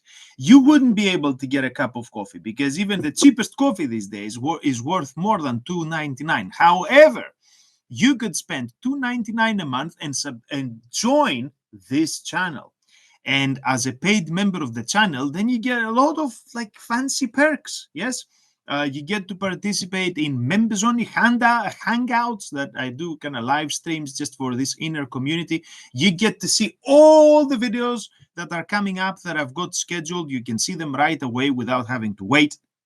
And, other bits and bobs that, YouTube puts there as perks. So if you guys would like to, you enjoy these sessions and you would like to support my effort, you can join the channel and pay this $2.99 a month. Otherwise, I'm super happy to see you guys here, and you can continue to attend those Wednesday sessions that will always be free for our community. And also, all the videos eventually are going to be free for everybody. You just have to wait because they're currently on a publishing schedule. So back to our numbers. Question 27 from the SRA's sample of MCQs. A company, the retailer, entered into a contract with another one, the supplier, to purchase 30,000 flat pack boxes at the price of £60,000. The retailer paid a deposit of £20,000. When delivered, the boxes were found to be defective, and the supplier was unable to supply replacement boxes. The retailer rejected the boxes and did not pay the balance of the purchase price. To avoid incurring further losses, the retailer obtained replacement boxes from another supplier for £70,000. The retailer has followed all appropriate pre-action procedures, and the retailer's solicitor is now ready to draft and issue a claim form. Not counting the interest, what sum can the retailer properly claim against the supplier? Yeah. So this is an action. What would this be? What kind of action would that be, guys? It would be an action for breach of contract. Yes, because the goods supplied were defective and they were therefore rejected. So this is a business-to-business deal. We clearly have a valid contract between the retailer and the supplier. What has gone wrong is that the supplier was unable to deliver the boxes at the quality and the state that they were meant to be. We have to work out how to calculate an appropriate remedy. So if we're in breach of contract, the response to a claim for breach of contract is to find a remedy that does what? That addresses the loss that the victim of the breach has suffered. Okay, now remember that breaching contracts is not against the law. Okay, so this is called the theory of efficient breach of contract. If you can breach your contract and do better with somebody else and compensate the victim for any loss that they're suffering, you're perfectly entitled to do this. Okay, so this, I mean, perhaps ethically you might have some issues with it, but from a point of view of the law, there is no law prohibiting you from breaching contracts. It's not a criminal issue, it's just a civil issue. The consequence of the breach is that it generates an obligation to compensate to the extent that the other party is suffering loss. If the other party is not suffering loss, you don't have to pay anything. How do we calculate what that loss is? And this is where things get tricky, because the majority of students and the majority of SQE candidates will know the principle behind compensation for breach of contract and remedies, but they will find it tricky to actually work out the amounts. We are thinking in terms of remedies, a payment of damages, which is monetary compensation for the loss that the other party has suffered. So the key remedy to the key response to a breach of contract is the payment of an amount of money as damages. How do we calculate the amount? The standard way to do it is forward-looking, to say, you've concluded the contract. Let's get the norms again, okay? So this is norm number 1, concluding a contract. Where would the norm have been if the contract had been properly performed? They would be out here. This has a monetary value, right? They started here, they ended up here. If due to the breach of contract, they only made it this far, so if they were starting from here, they only made it this far, there is a distance to be covered between this point and the camera is reversed, so it's a bit difficult to do, and this point. So when we're trying to calculate compensation, we're thinking, where would they have been if the contract had been properly performed? Where are they now that the contract has not been properly performed? What is the distance between where they would have been and where they're at now? So this is called expectation loss. And this is the key way to calculate an amount of money if you're looking for damages as compensation for breach of contract. An alternate measure would be if you cannot prove where you would have been because your destination is speculative, then you can just claim for expenses. However, for this problem question here, we know where they would have been, okay? What was the objective of the contract for the retailer? The retailer would have a bunch of boxes and they would have paid in total 60,000 pounds. So they would have had 30,000 boxes and they would have paid 60,000 for these boxes. Right. This is where they would have been. Yeah. Where are they now? They don't have any boxes because the boxes did not get delivered, or they got delivered in a state that led them to being rejected. And they've paid 20,000. So they paid 20 grand and they've got no boxes. But this is not the end of the matter, right? Because they obtained the boxes from another supplier. And this is where it gets tricky and most of you are going to get it wrong. You cannot do these things in isolation. You cannot first say, oh, they paid the deposit, they didn't receive any boxes, so they need to return the deposit. You also need to think about what happened next in order for them to end the problem. In figuring out where they've ended up, okay, you need to think about the totality of the transaction. So, what did they want? They wanted 30,000 flat boxes. Did they get 30,000 boxes eventually? Yes, they did. All right, because they bought them from somebody else. How much did they spend? They spent in total 20,000 pounds as deposit for the first guy and 70,000 pounds as the payment of the fee to the other guy. So what is their total spend for the 30,000 boxes? Yeah, 90,000. They ended up with 30,000 boxes, but they had to pay 90,000 pounds to get them. How? This is where they're at. Where would they have been if the contract had been properly performed? They would have had the 30,000 boxes, but they would have paid 60,000. What is the difference between where they're now and where they would have been? 30,000 pounds. They overspent 30,000 pounds. Therefore, the correct answer here is C, that says 30,000. Oh yeah, Teresa, please go ahead. So don't. I mean, this is your safe space. Nobody's gonna judge you if you get the answer wrong, right? And very often, like impression and an initial impression and a hunch is very important in getting the answer correctly. So anybody, everybody who's watching us live, it would be awesome if you guys kind of contribute to what you think the correct answer might be. There's no judgment for getting it wrong. You know, this is just an opportunity to have a discussion. Yeah. So, is everybody on board with my explanation as to why the correct amount to claim as compensation is 30,000 pounds? You need to take what they already spent as the deposit, what they spent for the replacement boxes, bring all this together, and from that, deduct the amount they were meant to have paid at the beginning. Because if you do anything else, you're not really addressing, either you're not addressing the loss properly, or you're overcompensating, which is an even worse problem.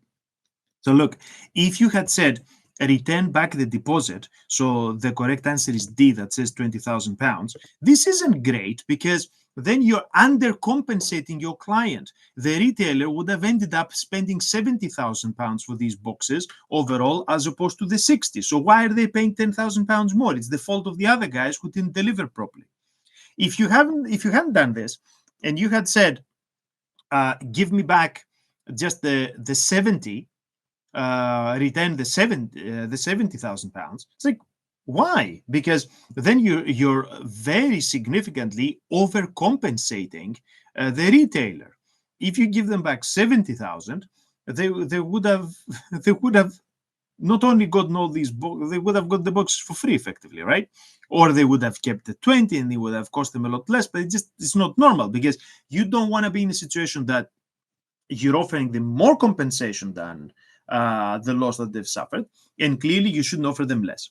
So the various options that's got here that I think might confuse you is either D, that says 20,000, because you might think the deposit was 20, or it might be A, that's got the 70,000 pounds, which is what they paid for the replacement boxes. But both of those are wrong. The correct way to calculate it is, as I said, to take the totality of the situation and then say, how much did they spend all in all for these 30,000 boxes? How much should they have spent if the contract was properly performed? And then ends up with 30,000, the correct answer being C. Right, so that hopefully made you feel a little bit better about the numbers. And I don't know, the majority of the people that I'm dealing with, they freak out the moment they see a number. So hopefully that's not you. Are you confident with the numbers? Give me an emoji that kind of demonstrates the level of confidence that you have in dealing with numbers. By the way, I've got additional videos for all of that stuff. So if you guys go through the channel. I've got a variety of videos for breach of contract and explaining the various methods that we've got to calculate damages for breach of contract. Also a discussion about other available remedies. I can put some, after I publish the video for the replay, I can put some of these videos in the description to guide you guys, but they're fairly easy to find if you have a look around the channel. I mean, contract law is one of the topics that I've covered very well, so I think we're kind of safe there. Okay, let's look at our next question. This is question 28 from the SRA sample. A junior employee at a summer camp for young people has been convicted of an assault on a participant in the camp. The victim is suing the camp organizers for damages for psychological trauma on the basis that they are vicariously liable for the actions of the employee. Which of the following best describes whether vicarious liability will apply? Is it A, vicarious liability will apply if the employee's act is sufficiently closely connected to his employment? Is it B, vicarious liability cannot apply to criminal behavior? Is it C, vicarious liability will only apply if the assault occurred in working hours? Is it D, vicarious liability can only apply to senior employees? Or is it E, vicarious liability will not apply because the employer obtained no benefit? Okay, this is actually quite similar to the problem question that I ran in my newsletter, I think a couple of weeks ago. If you guys are not subscribed to the newsletter together already, I would encourage you to do so. So just email the word, email on the subject line, the word subscribe to newsletter at glintis.co.uk. If I managed to spell this properly, did I? Newsletter, yes. So newsletter at glintis.co.uk. This is completely free. If you email me with the word subscribe, I'm going to add you to my mailing list. And every Monday, without fail, I'm going to send you an email that's got a multiple choice question, a fresh one for you to attempt. Feedback on the previous week's question as to why the correct answers are correct and why the wrong answers are wrong. Reading resources, links to videos, additional tips and tricks and all of that. And also discount codes and suggestions for services and products and so on. So currently I've got discount codes for Law Drills, which is an AI generator of multiple choice questions, and it's also got mini mocks and generated questions in there, and it's got a law tutor that an AI law tutor that helps. I've got a discount code for Revise SQE, the book titles if you buy direct from their website. So all of these useful things, and of course a link to the study planner if you guys are self-studying. Do we have anybody in the group here that's a self-studier, or are you guys all with prep schools? So if you are self-studying and you're looking for a planner to organize your time that covers the whole of the FLK, looking forward to the January exam, then I've got the study planner as well as a link from the website, from the newsletter. You can kind of download the PDF and print it out and can enjoy it. So you've got the FLK staring you in the face on a daily basis.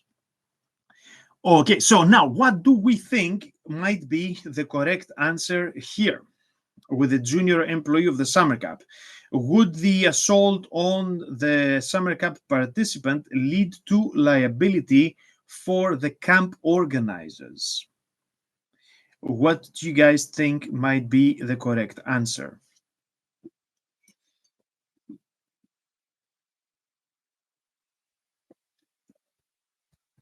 In the newsletter, I had that case where a forecourt employee at what was it? I think it was a Sainsbury's. He started arguing this kind of some racially aggravated thing with one of the customers and ended up kind of beating each other up. And the answer, when he went to court, the court said that Sainsbury's was responsible.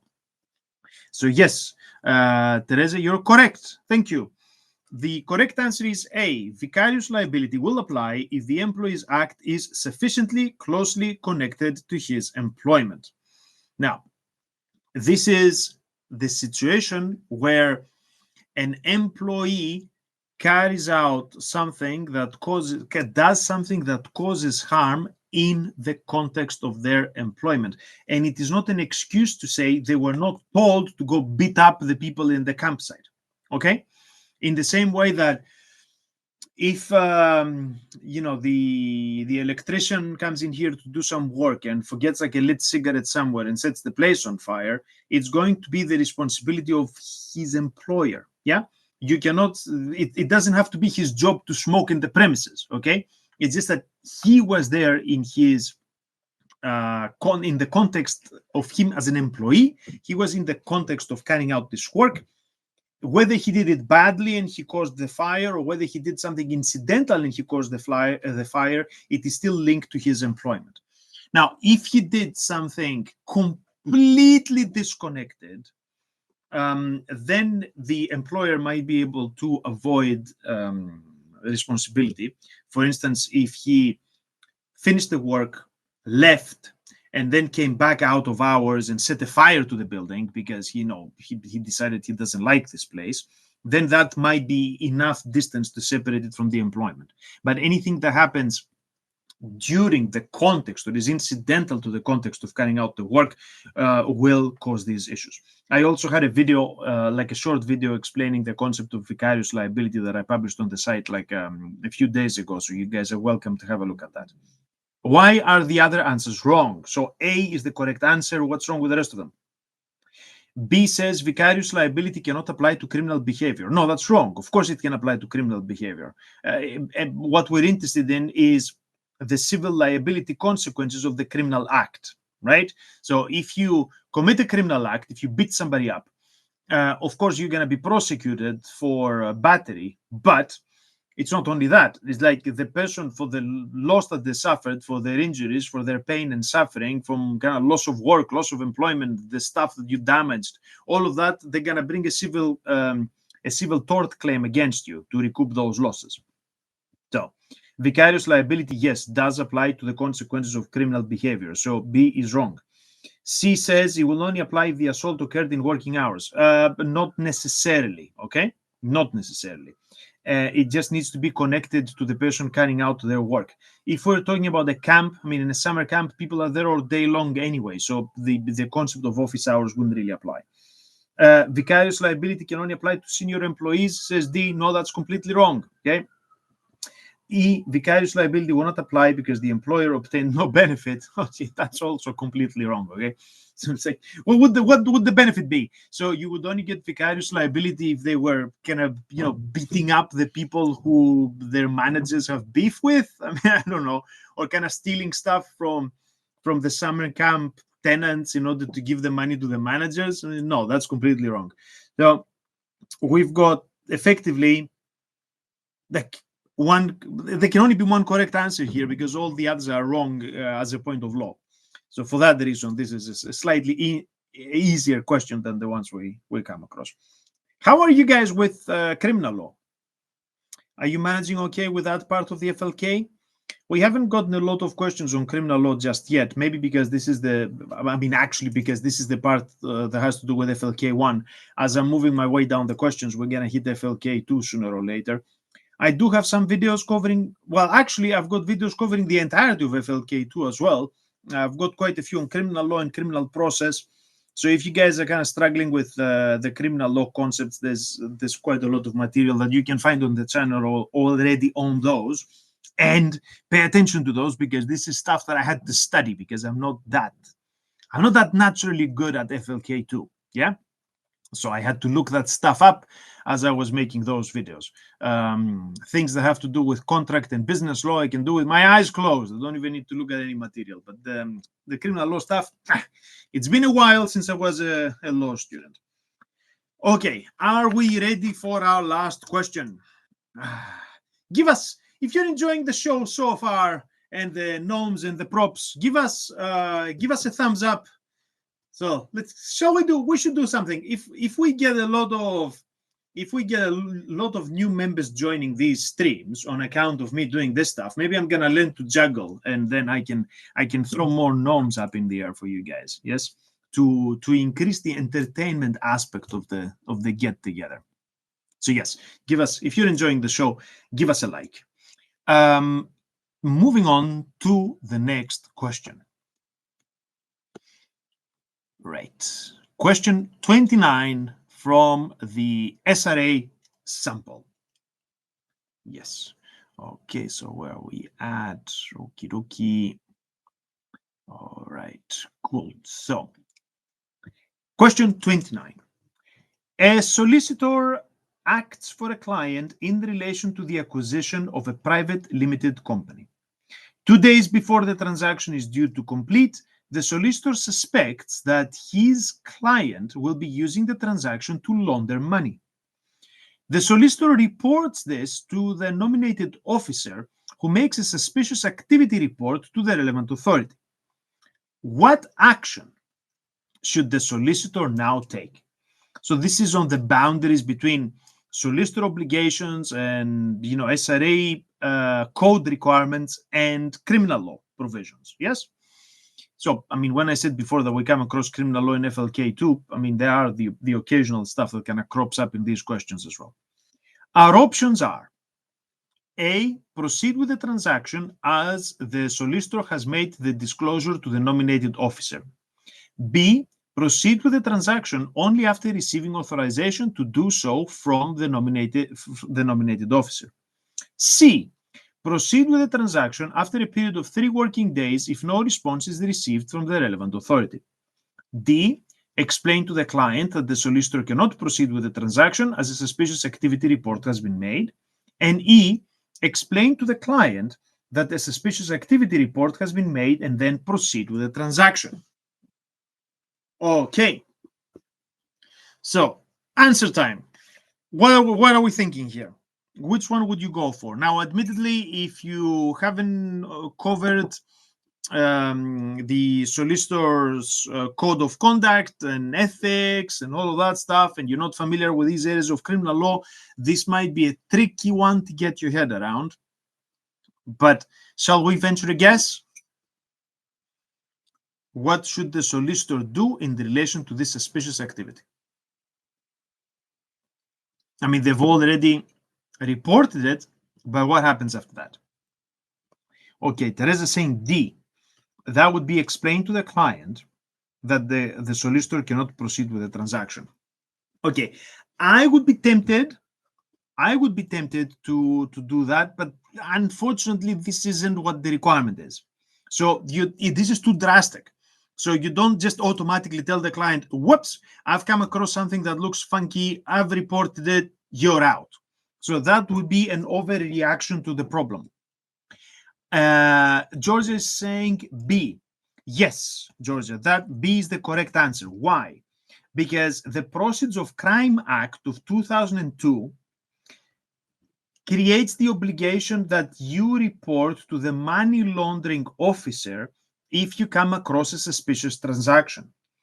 And what happens after this, they will investigate and communicate back to the solicitor an authorization so that they're able to proceed, or they will say that this is in fact inappropriate, so they cannot proceed with the transaction.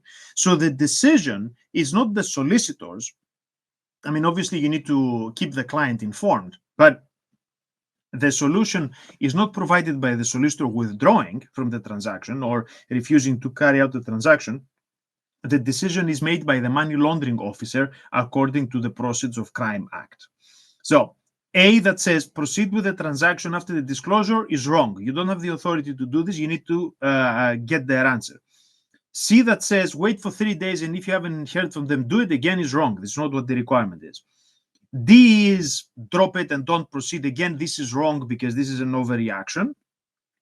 E is explain to the client that the suspicious activity report has been made and then proceed. No, you have to notify the client, but you're not authorized to proceed before the money laundering officer has cleared it. So by a process of elimination, perhaps the correct answer, which corresponds to the requirements of the Act, is B. Proceed with the transaction only after receiving authorization to do so.